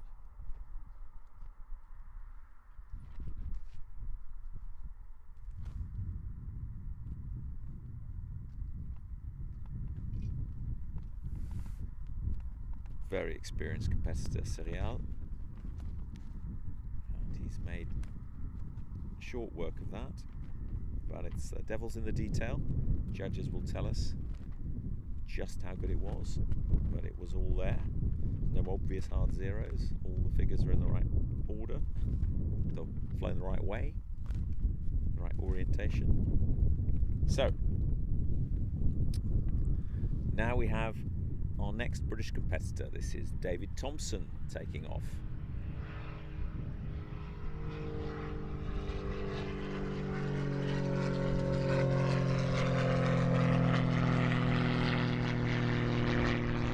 Slightly different engine note there of the French-built CAP 232 carbon fibre wings, wooden fuselage, immensely capable aircraft.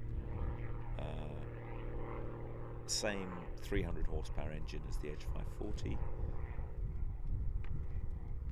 Hugely powerful and capable. But it's not the aircraft that's on test here today. It is the man at the controls, David Thompson. Seasoned advanced competitor, moving up to unlimited for the first season. And this is a real test. As he puts himself through his safety figures. No doubt he'll also do a warm-up figure. And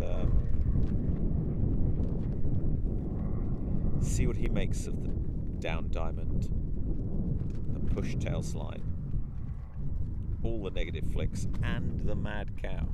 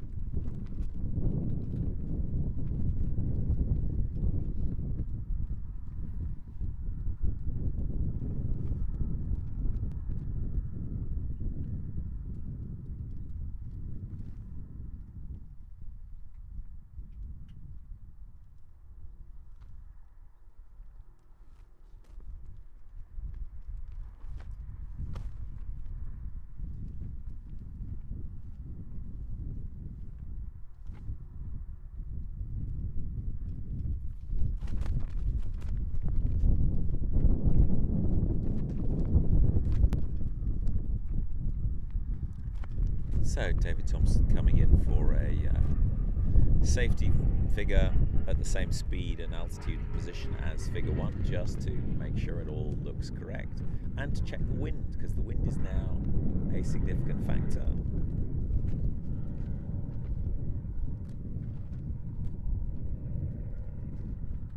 Beautiful stall turn.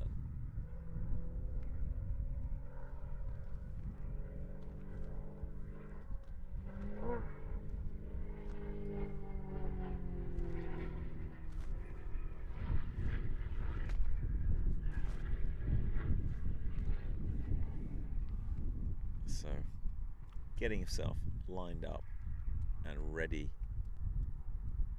to take on this beast of a sequence.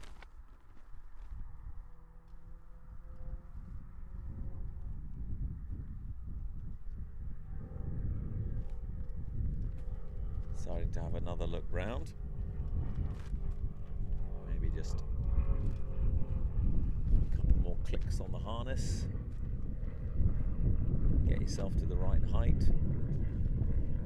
Take a moment to pause, breathe, think about what you've got to do.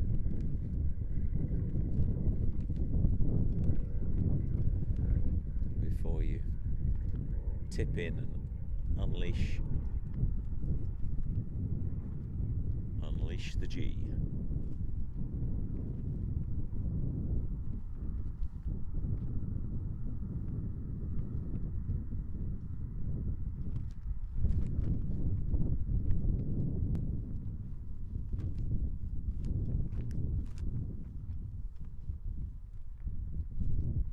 So we'll be looking back at the box from on high, checking his cardinal points.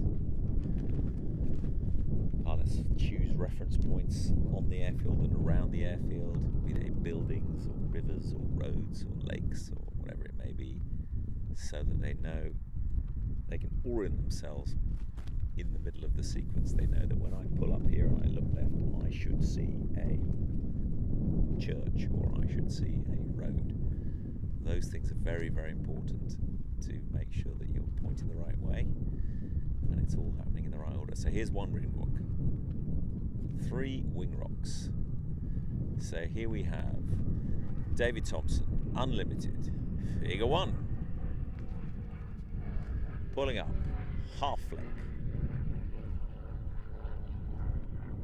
Pulling over into this P-loop with a double roll at the top. He's slightly off axis, but he's noticed and he's corrected it.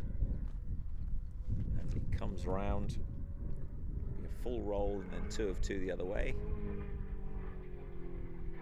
And then up into the banana, quite left. Nice half flick. And then push round. So he's got himself some good height there. Push round, push hard here, and then there's 2 quarter rolls on the way down.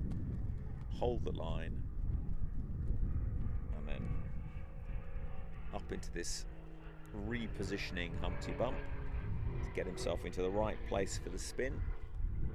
So quarter roll, and then he's going to pull over and then move himself a little bit further away in the bottom of this double, so that he's doing the spin at a comfortable place for the judges. So this is directly over the runway as planned.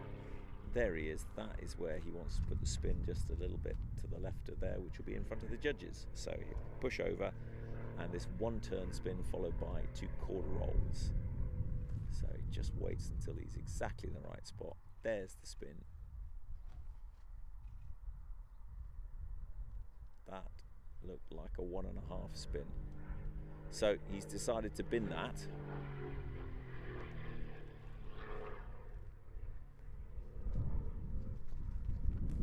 Or he should do. So that has not gone according to plan. So hopefully he is going to continue.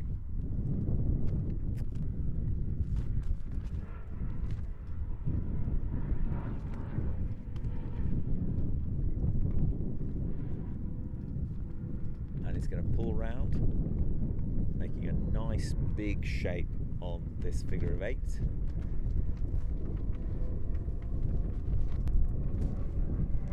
And on the way up, there's a 2 of 8. Sorry, there's 1 1/4 quarter, push over, and then on the way up here, there is a half roll, slow half roll. That's it, get enough speed, pull up, half roll. There we go. Stall turn, back on track. And then a full roll on the way down, and then a push out.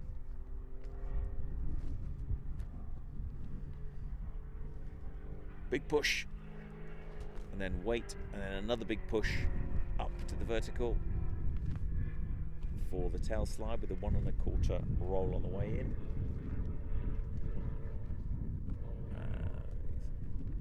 Undercooked that roll, but managed to cheat it into the tail slide, and then a 3/4 neg flick. A little bit soggy, and then this Humpty Bump to get him into the right place for this down diamond. So he'll do quarter to the left, yes, pull it over towards, and then maneuver himself a little bit further out for the diamond. So coming over the top.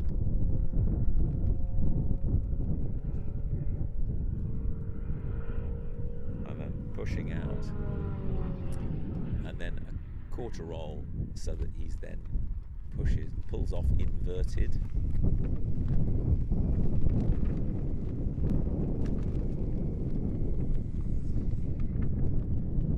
For the first sector of this downward 8, which is a 4-point roll, 2, 3, 4, nicely done, and then pulls. And then pull up, and then he's gone 3/4 roll, followed by 3 4s, 3 of 3/4, and then pull up to the inverted 45, and then hang on to regain the height back to the starting height. Not too bad. Now it's a simple half loop down to set himself up for this Humpty. Chance to breathe and relax, check where you are, position yourself, and get into the right spot for this Humpty Bump, where he's going to pull up rather, and then do a big 3/4 neg flick. Punch. Nicely done, bit short. And then he's going to iron that out over the top. Push over the top, and then 3/4 rolls on the way down to set himself up for the mad cow. So, pulling himself out, the mad cow's got a 1 1/2 rolls, and then push hard, -7, and then punch again, -7G for that. Nicely done. Now, which way is he going to go for the roller? Orientate yourself. Okay, so it's an outside roll away, and he's got to do 60 degrees. That one looked pretty good. 3 rotations to bring him all the way around without pausing the roll.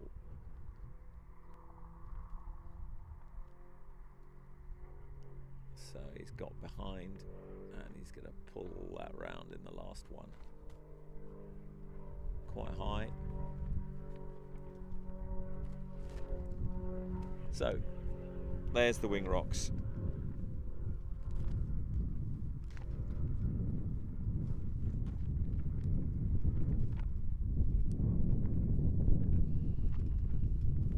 So a little bit of confusion there. I think the spin didn't go according to plan.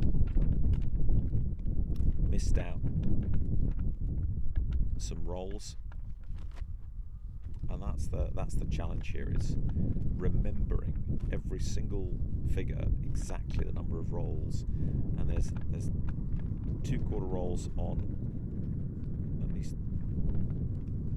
2 on that figure, 1 on the figure before. So there's a lot to remember.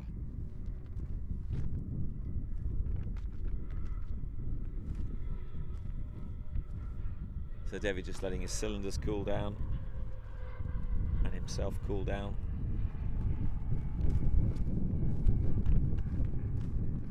bit annoyed at that. It's always annoying when forgetting a couple of rolls on one figure's never good, but then letting it disrupt you for the next figure. But he brought it back, his experience kicked in, and delivered some good flying. Thought the diamond was nicely flown, but really tricky, and the neg flick at the top of the Mad Cow was good. Always tricky to do a big load of neg towards the end of a sequence when you're tired, but he coped with that very, very well. And then that roller just getting the better of him at the end there.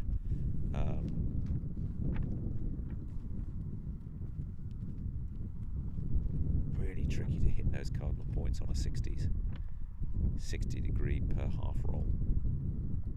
Because of course pilots have to do a 45 degree per half roll and 90 degree per half roll at unlimited. So there are 3 different types of angle change per half roll that you have to have in your kit bag, in your mental kit bag, and remembering which one you're doing and what the cardinal points are at the end of a long sequence is really tough.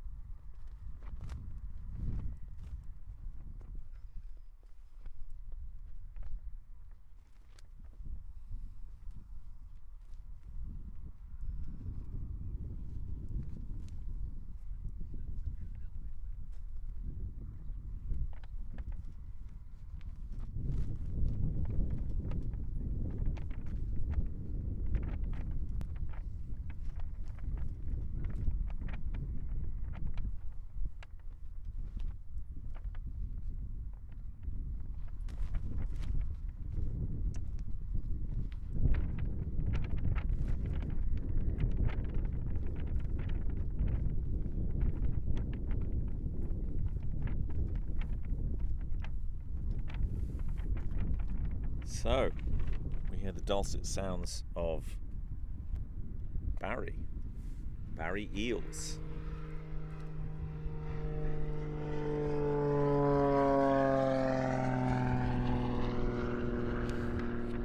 Barry's from South Africa. He's over here as part of to fly in the Open. He's a very experienced unlimited competitor, many world championships. He's the unlimited world champion, unlimited national champion from South Africa, and he is flying in Chris Brooks' aircraft. Also happens to be my aircraft, so look after it, Barry. And he is going to see what he can do with this fiendish unlimited sequence full of bananas and mad cows.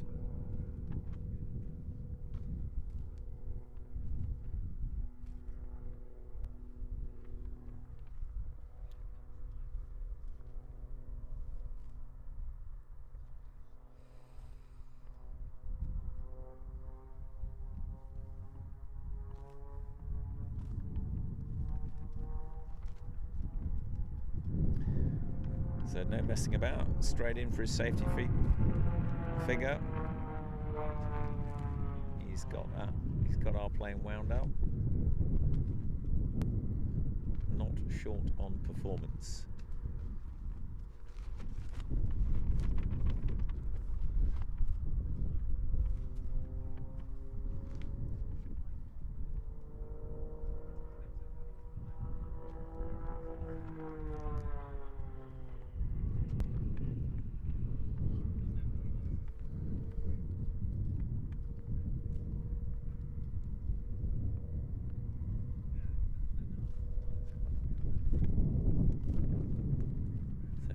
To do 2 safety figures, the Humpty Bump and the stall turn, just to warm up the G muscles, get the head in the game, have a good look at the box.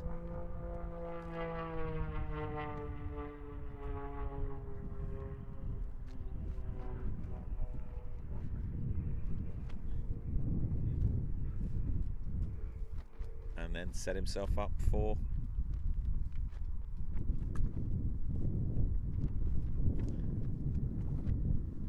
this unlimited sequence.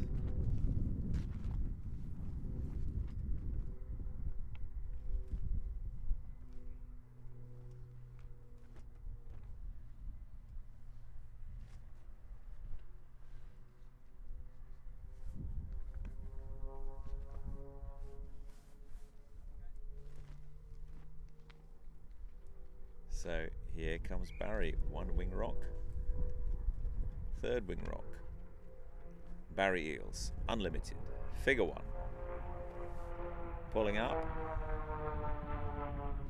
half flick,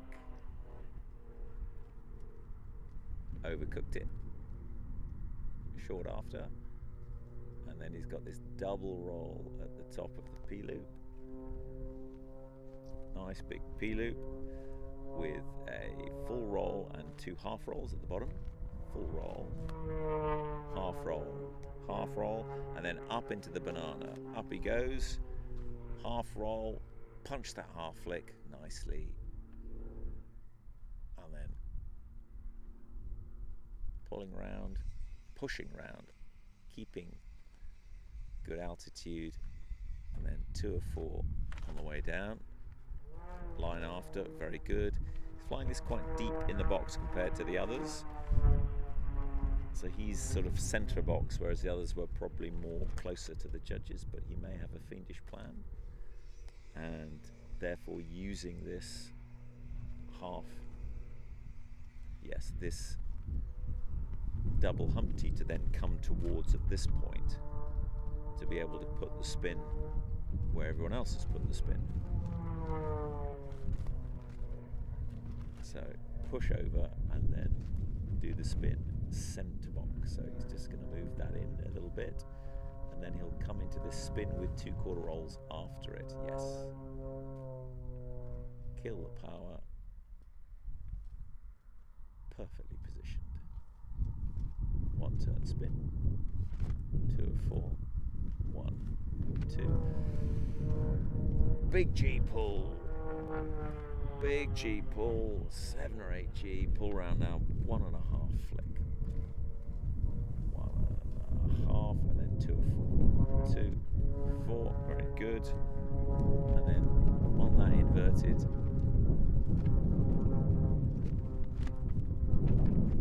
choosing his moment to pull down, and then back up for the 2/8, and then a 3/4 from knife edge, very good, and then pulling it round, just cheating himself a little bit closer, and then back up to the 45 for a 1.25 quarter opposition. 1.25 quarter. So he thought that was 2/8. That sadly will zero that figure. Ouch, that's gotta hurt. Pulls up, half roll while slow, plenty of performance and speed, and a nice stall turn at the top of that. And then coming down, full roll, and then a push out, big push. Gird your loins, here it comes, -7 G, woof. And then another big push to go into the tail slide. Little bit to the right, tail slide, 1.25 roll.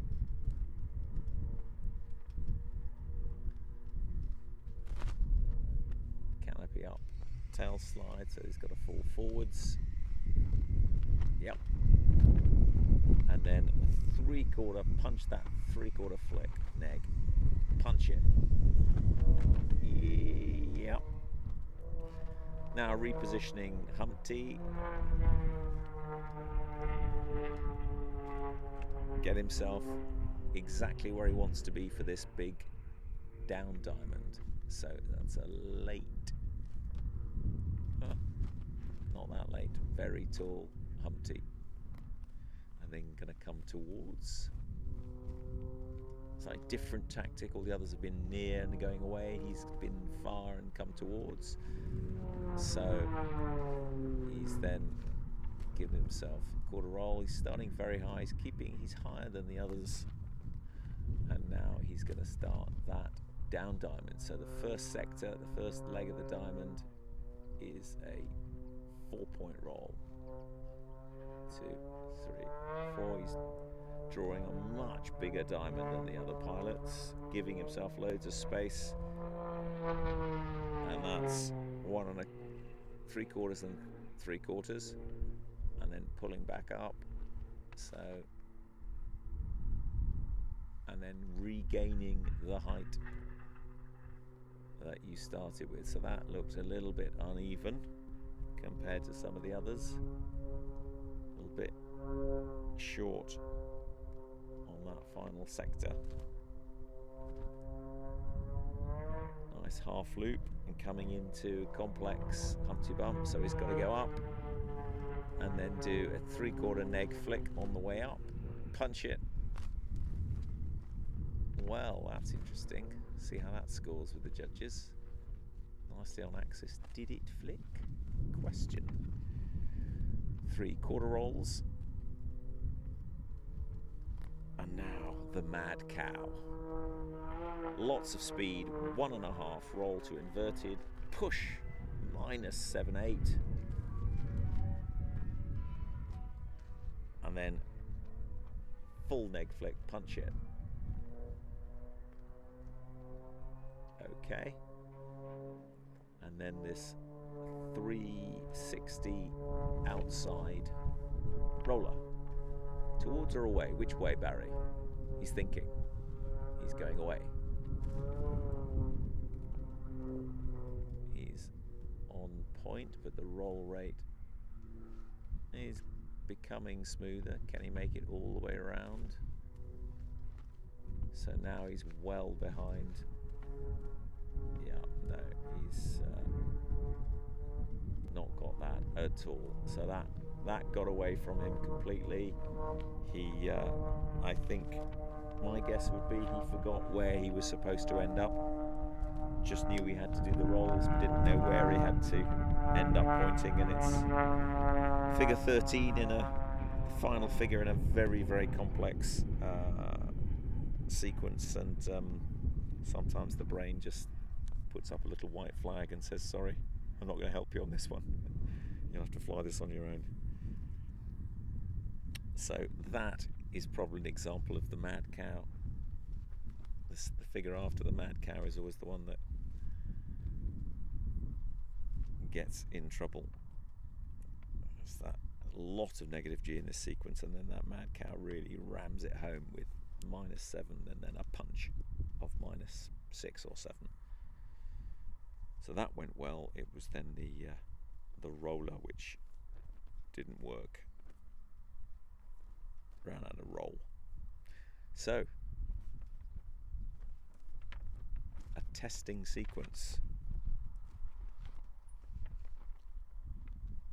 3 more pilots are going to have a go at this beast of a sequence in Unlimited. Let's see if so far, I don't know what the scores are going to be, but it felt like Cyril was the one who had it most. Cyril Talon from Luxembourg had it most under control, but we've got 3 very good pilots, so anything could happen. And of course there are 2 more unknowns, so just being good at one unknown does not guarantee you a good result. It's consistency that works in aerobatics. It's the hardest thing to do.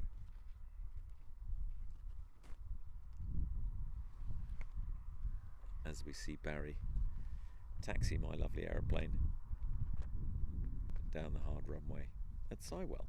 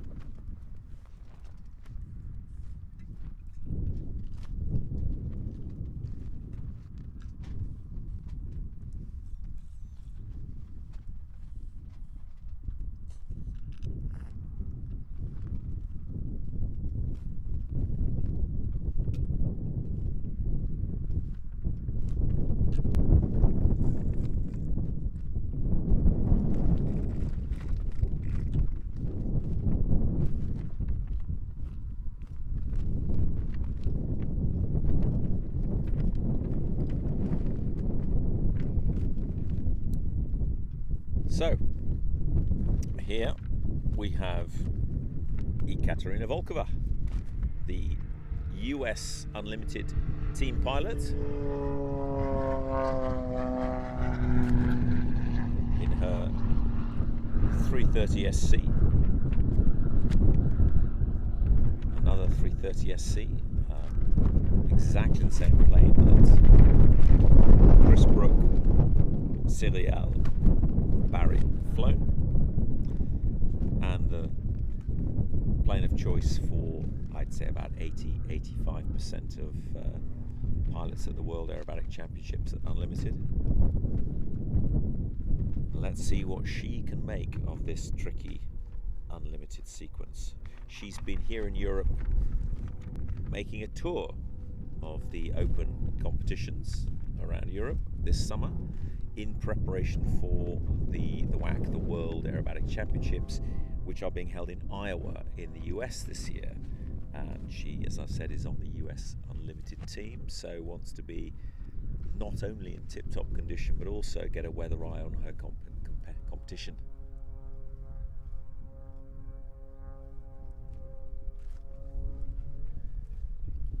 So she will be coming in to do her warm-up figure,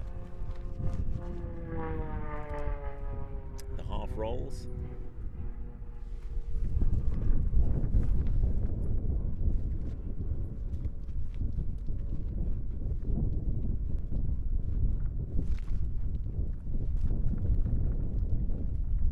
and the breeze is now stiffened up.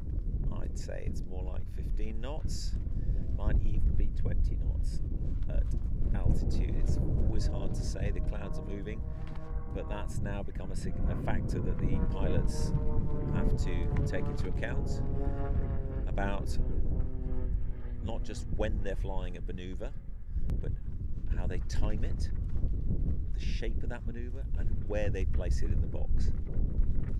So probably a little bit longer spent flying into wind before they pull up into a maneuver, because they know they'll get pushed back.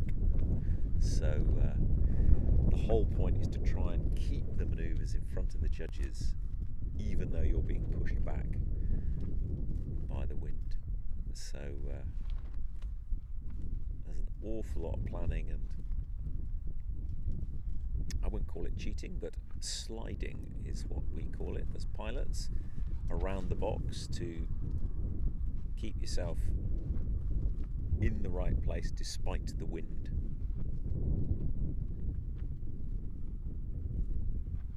So Katerina did a good job of the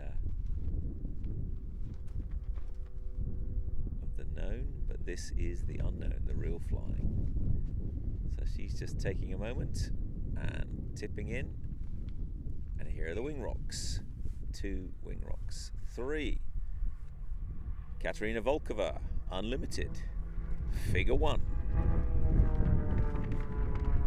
This P-loop, half flick. Hold the line. Pop out over the top, double roll whilst maintaining the shape of the loop. Pretty good job. Pulling out, full roll, and then 2 half rolls in opposition. Full roll, 2 half the other way. That's very good. And then pulling up into the banana. So half roll, punch that neg half flick. Little bit of a heading change, and she's pushed off without getting enough height in my view, but she's okay. Quickly onto those half rolls and back out. And now for this repositioning Humpty. So a quarter roll, she's chosen the start close, and she really is directly above the judges at this point, but she is going to use then the second half of this double Humpty to move back out to the golden zone and then place the spin exactly where she wants it. And here it is. So she will push over and be spot on where she wants that spin to be in front of the judges. And here's the spin. 1 turn, 2 quarter rolls. 1, 2, and then a big pull round big G about here, 7-8G, keep it tight, and then 1.5 flick at the top. Nicely done, 2/4 rolls, little bit of a gap, and then into this figure of 8 maneuver. Got to keep nice shape on the looping segments, and then accurate rolls, 2 of 8, and then a 3/4 flick on that line, and then pulling it round into a nice round shape, and then back up to the 45 for more rolls, 1.25 and 1/4 in opposition. Nicely positioned. Just leaving it a little bit long there, so that was short after, long before, and now she has to have enough speed to go up into the stall turn, getting herself a little bit close to the front of the box. I would try and cheat away if I could. Half roll. It's tough for the judges to see when it's this close. So she comes down, she'll see that now. She'll do that full roll and will push out, hopefully heading away a little bit. Yep. And then get ready to push up into this tail slide with a 1.25 roll, 1.25, and then canopy up, so she needs to fall forwards after she's slid back, sliding back, falling forwards, nicely done, and then a 3/4 neg flick, ready to punch it. Little bit of a punch, yep, and a good line after on that one. Pulling out, and then a repositioning Humpty Bump, 1/4 roll,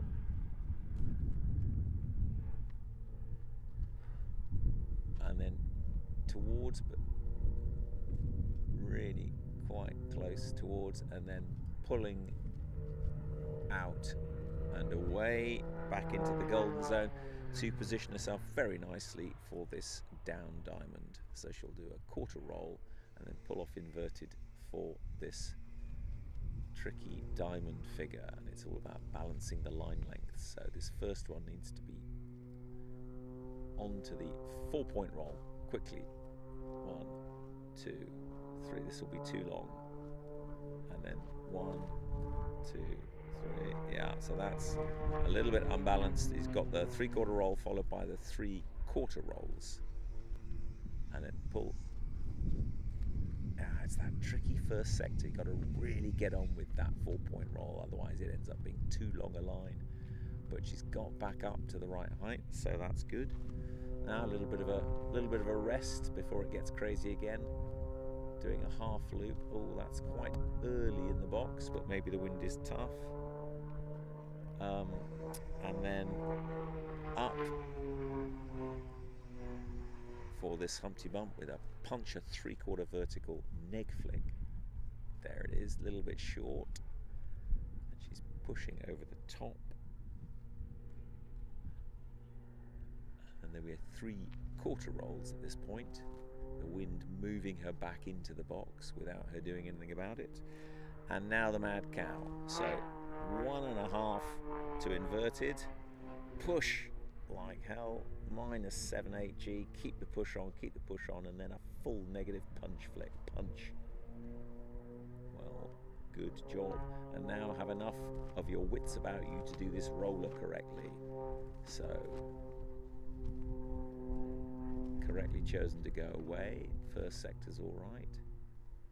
Second sector's a little bit short. Third sector, she's getting behind. Pull it round. Fourth sector, she's well behind. So she's having to do a 90 on this last one.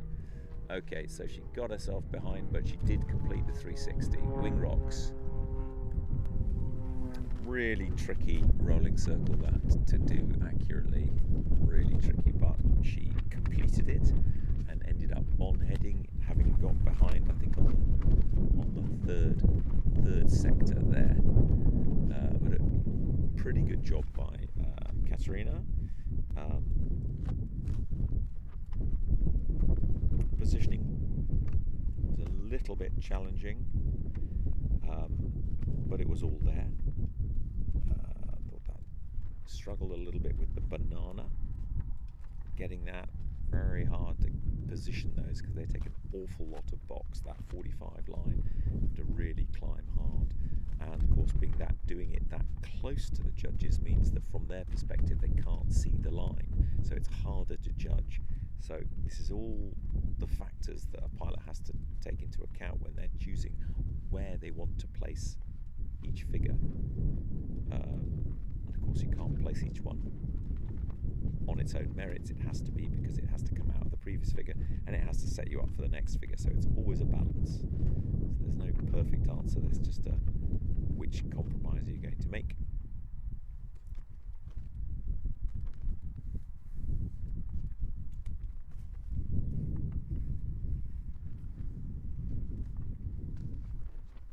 But this sequence is a very accurate representation of the kind of thing that will Katerina will be faced in at the WAC. Although at the WAC they do plan their sequences in a slightly more complex way. They do things called free unknowns, where not only have the pilots not seen the sequence,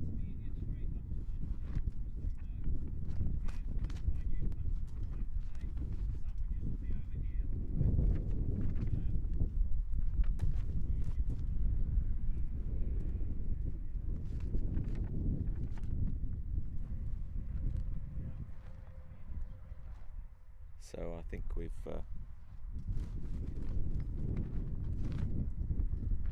seen a good prep that Katerina is doing, ready for her unknown sequences. I was just saying that they at the World Aerobatic Championships, each pilot, or 10 pilots, suggest a figure, and then everybody gets an opportunity to draw a sequence using those figures, plus 4 linking figures, and then they're all put up on the wall, and then any pilots can choose anybody else's figure, anybody else's sequence. It's quite a convoluted process, and can make for some very weird and wonderful sequences. That's not the process we use here. We design the unknowns, and they're challenging enough as they are. So 2 more pilots to have a go at this tricky unknown sequence.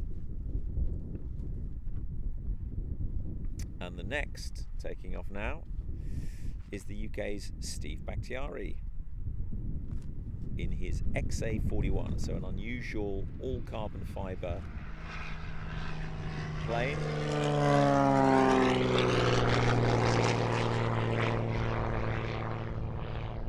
Which makes for a super throaty roar in his characteristic gunmetal grey colour scheme. Steve's been gracing the airshow circuit, doing quite a few airshow performances this year in the UK, and is very good at it. So this is his first year flying at unlimited. Did a good job of the known sequence yesterday, but this is even more of a test of his abilities to see if he can fly something first time that's of this complexity and difficulty.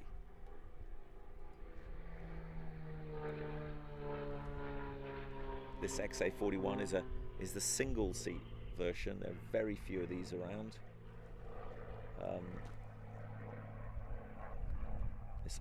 This plane actually used to belong to Artur Kilak, famous airshow pilot and unlimited pilot. And Steve's really got the measure of it. It's a very, very different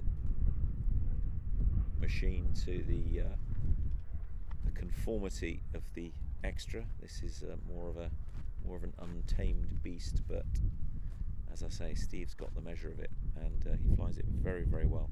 Very fast rolling, hugely powerful ailerons and elevator and rudder. So extremely good for freestyle flying.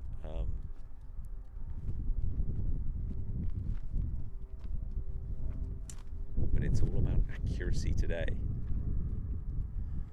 Can he conquer the mad cow? So he's coming in for his safety figure, but doing it in exactly where he wants to place his first figure, which seems like it is above the runway, slightly to the right of the judges. So when he comes down the other side of that, he'll see where he is, and he'll be able to then decide how he wants to adjust his plan, because it may be that the wind is now stronger than it was when he was planning it. So he'll have looked as he came over the top of that and thought, oh, I'm a lot further through the box than I thought I was going to be, therefore I need to start 100, 200 meters sooner. So that is the kind of planning that goes on with these safety maneuvers, and he'll now be looking down at the box, reminding himself where the cardinal points are, where the centre of the box is, what he needs to look out for at the trickiest parts of the sequence, and generally getting his head in the game.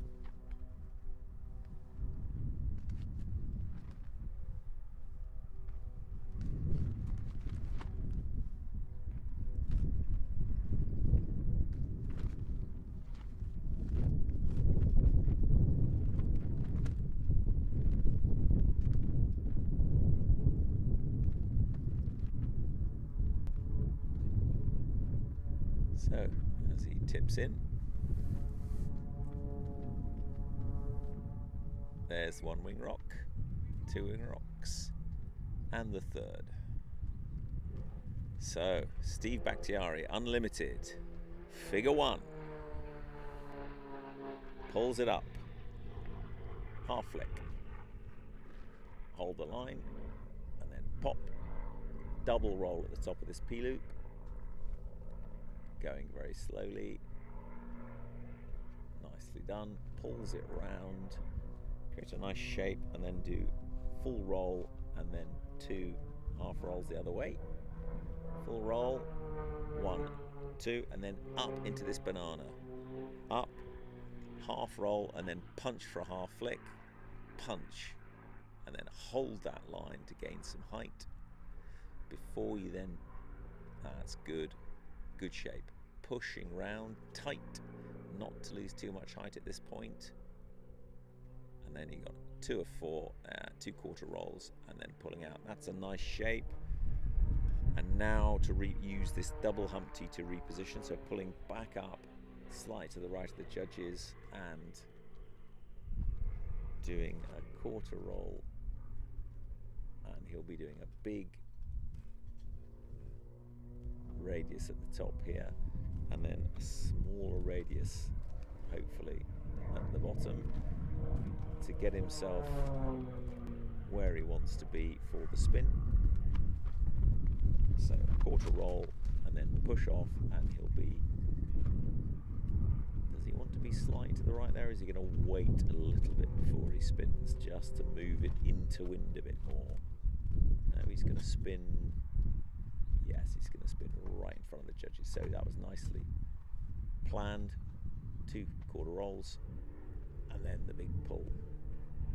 Big pull, lots of G. Right there, that's where it hurts. Wow, pulling it round.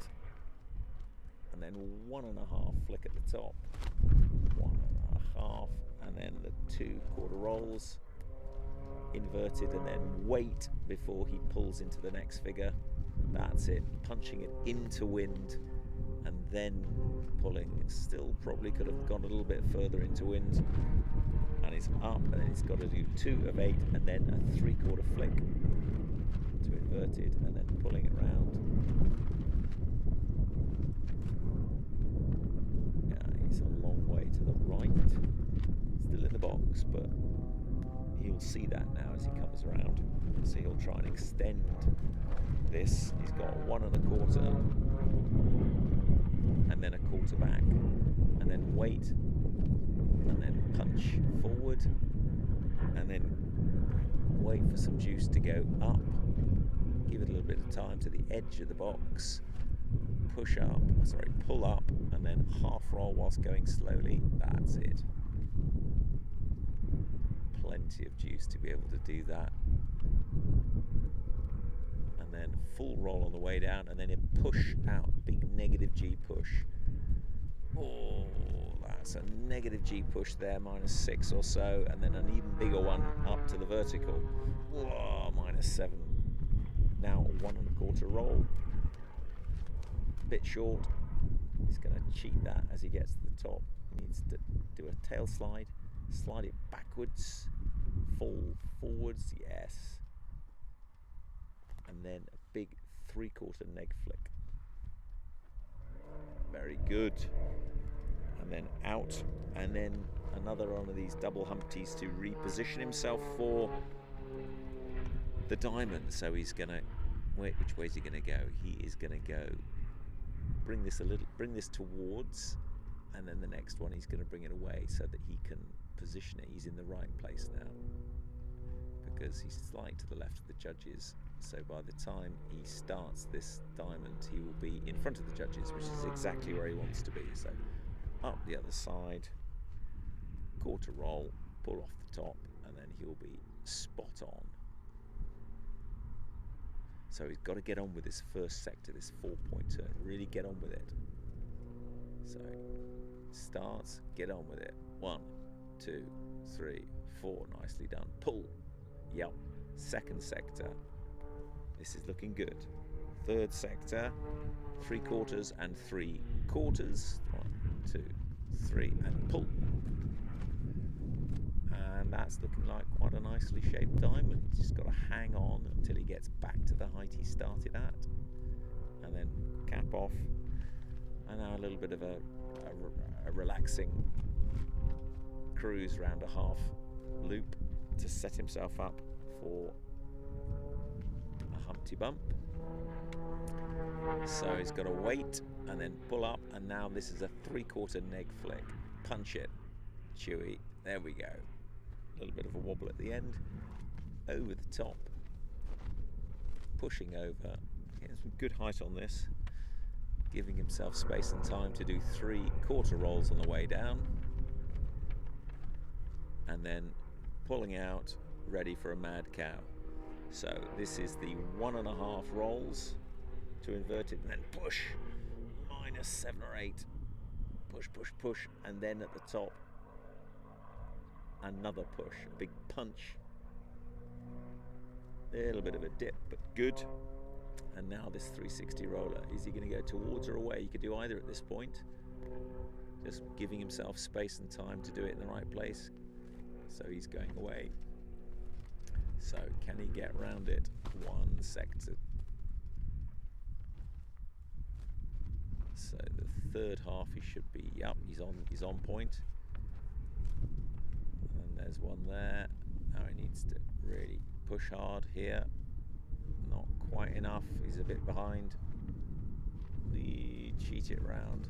Not quite.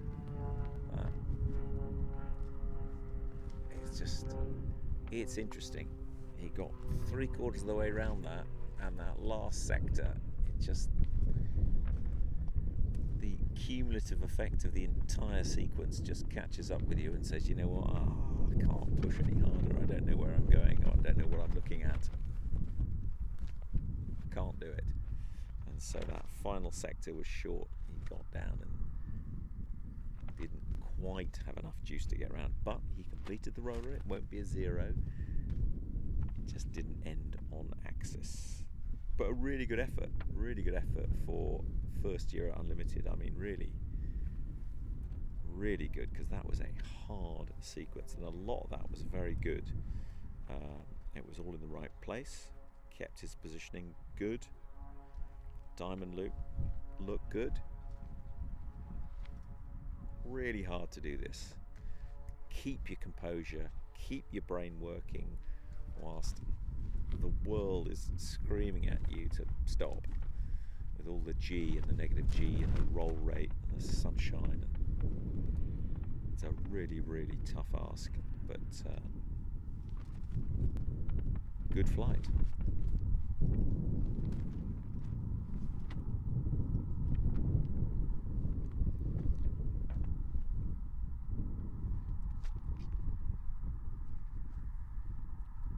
So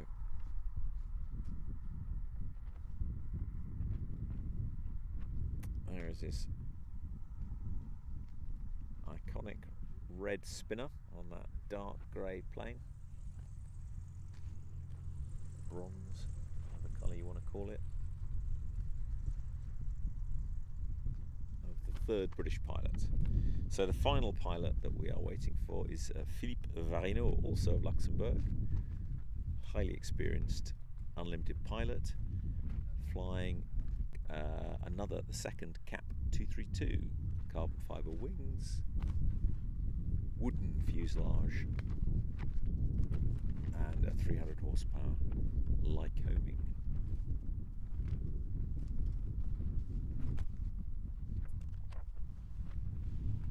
So he lines up on the runway.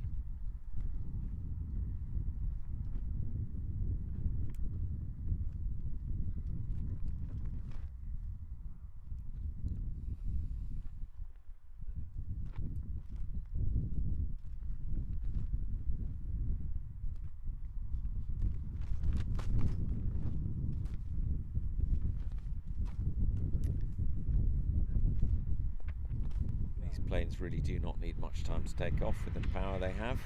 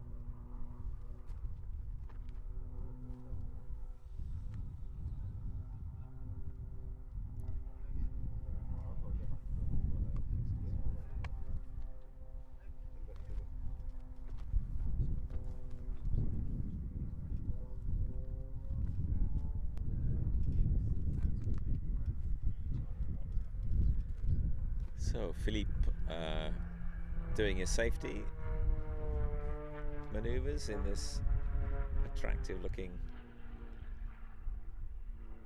French plane flown by a French man.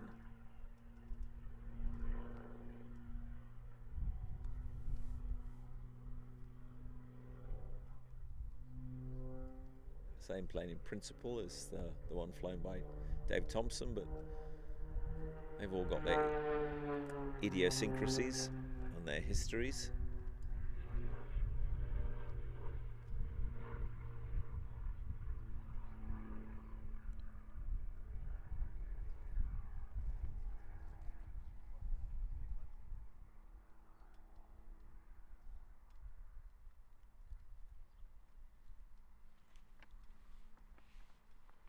So we will see what Monsieur Varino can do with this tricky unlimited sequence, that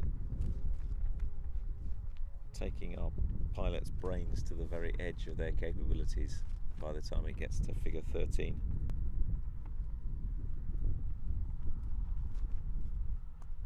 Here it is, wing rocks. So Philippe Varino, unlimited, figure 1. Pulling up, half fleck. Hold the line, and then pop, short after, I would say. Double roll whilst the plane is going very slowly. Nicely done. Pulls through. We've got full roll followed by 2 half rolls the other way. And then up into this banana. And we've got a half roll, half flick, half roll, punch the half neg flick, and then hold the line to gain some height. Running out of energy. Ooh, that's a tricky half loop. And then 2, 4. Yeah, he struggled with energy on the way. He was going quite slowly on the way into that. Gave him a few problems at the top. Now we've got the Humpty to reposition for the spin, and he's elected to do the top going away, and so that will bring the bottom towards, meaning he will be spinning closer to the judges than some of the people have done. He's pulled that quite tight, got a big G pull. Looks like he's in actually pretty good spot. Now is he gonna, it seems to be a little bit further to the right. Is he gonna hang on and just place that spin a little bit further into wind? Does feel like he's punching into wind a little bit, very wise. Then doing the spin, yes. So the spin is now perfectly in front of the judges. Nicely done. Oh, he's overcooked that spin completely and is heading off the wrong way. Oh, I don't know what he's doing now. So he's completely 90 degrees off axis. I think he's realised, and no, he's carrying on. Now he's realised. So what happened there is that he did a 1-turn spin, but it turned into a 1 1/4. And because he had 2 quarter rolls, that messed with his mind as to what he should be doing. So he then continued with the figure, and when he'd done the 1.5 flick, he realised he had to complete the whole figure so that he wouldn't zero it completely. And now he's wing rocked to reposition.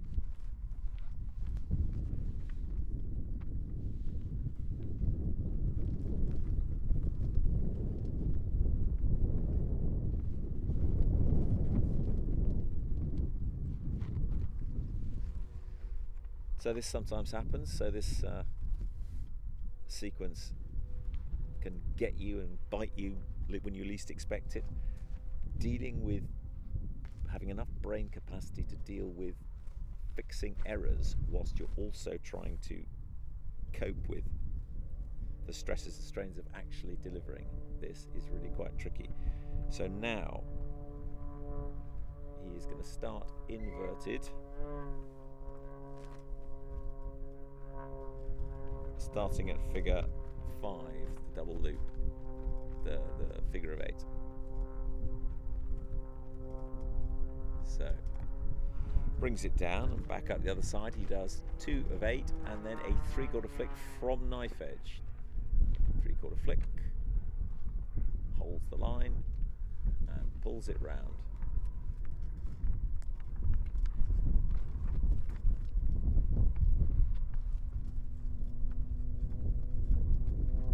Nice shape, and then back up the other side. You do a 1 1/4 and then quarter roll opposition. Long line before,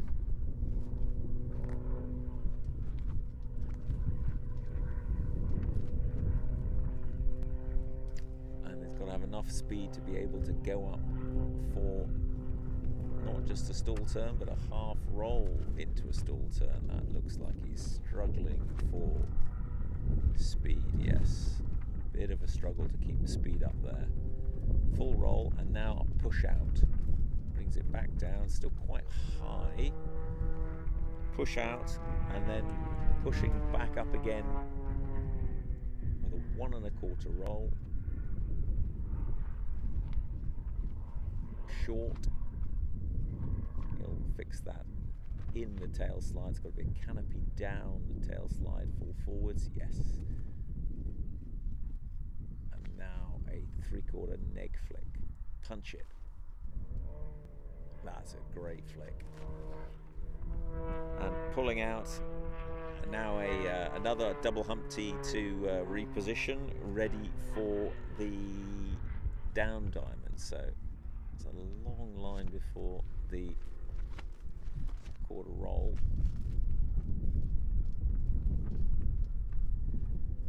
Pulling it over the top, which means that he'll be positioning the diamond a little bit further back, which is probably where it should be, so the judges can see it better. Yes, so this will start the diamond in the right place.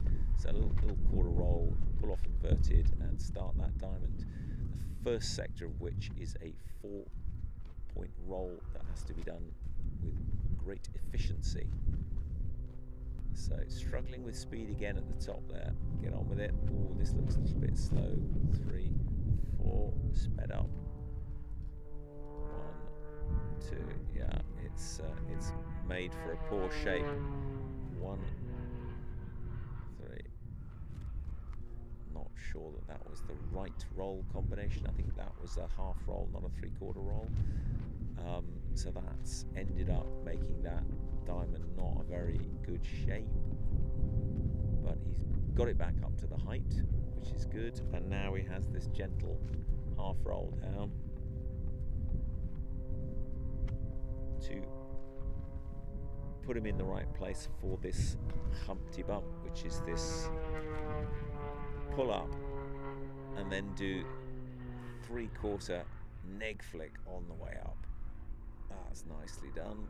Slightly over, but good flick. And then pushing over at the top, and then 3/4 rolls on the way down, and pulling out for a mad cow. So this 1.5 rolls to inverted, and then push, -7, -8G, really push, maintain the speed. And so you have enough speed to do a full negative flick punch. Oh, was a little bit slow, but he's kept it on axis.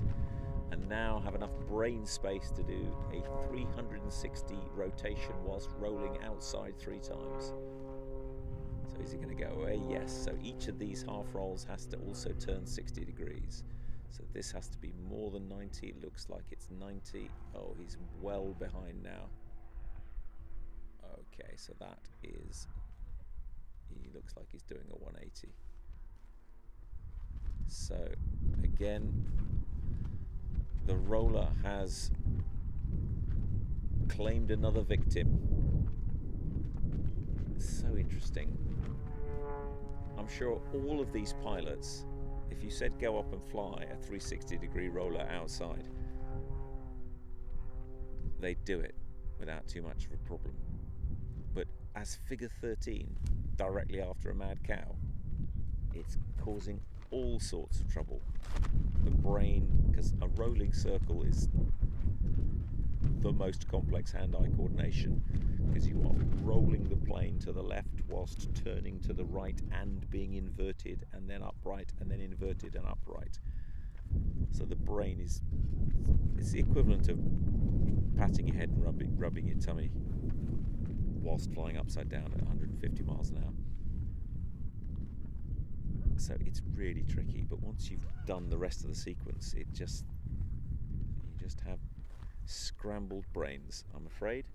So there's only, I think, 1 or 2 pilots of the 7 who've managed to fly that all the way around with the requisite number of rolls. So tricky sequence.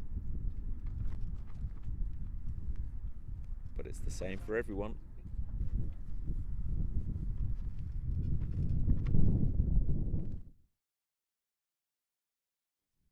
The unlimited portion of today, and I'm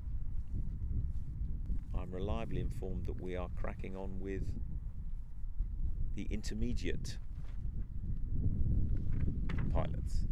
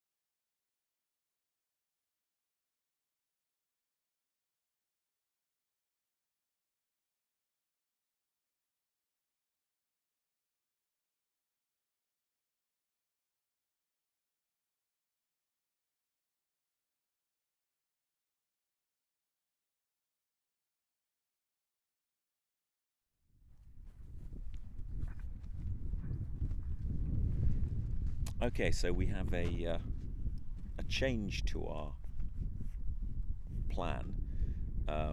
We are, rather than break for lunch, we're going to continue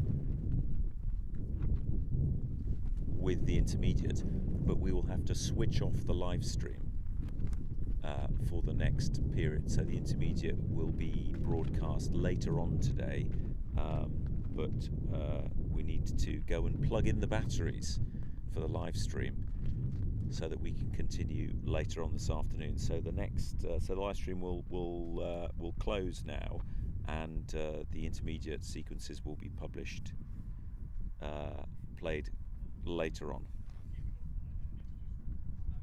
Thank you.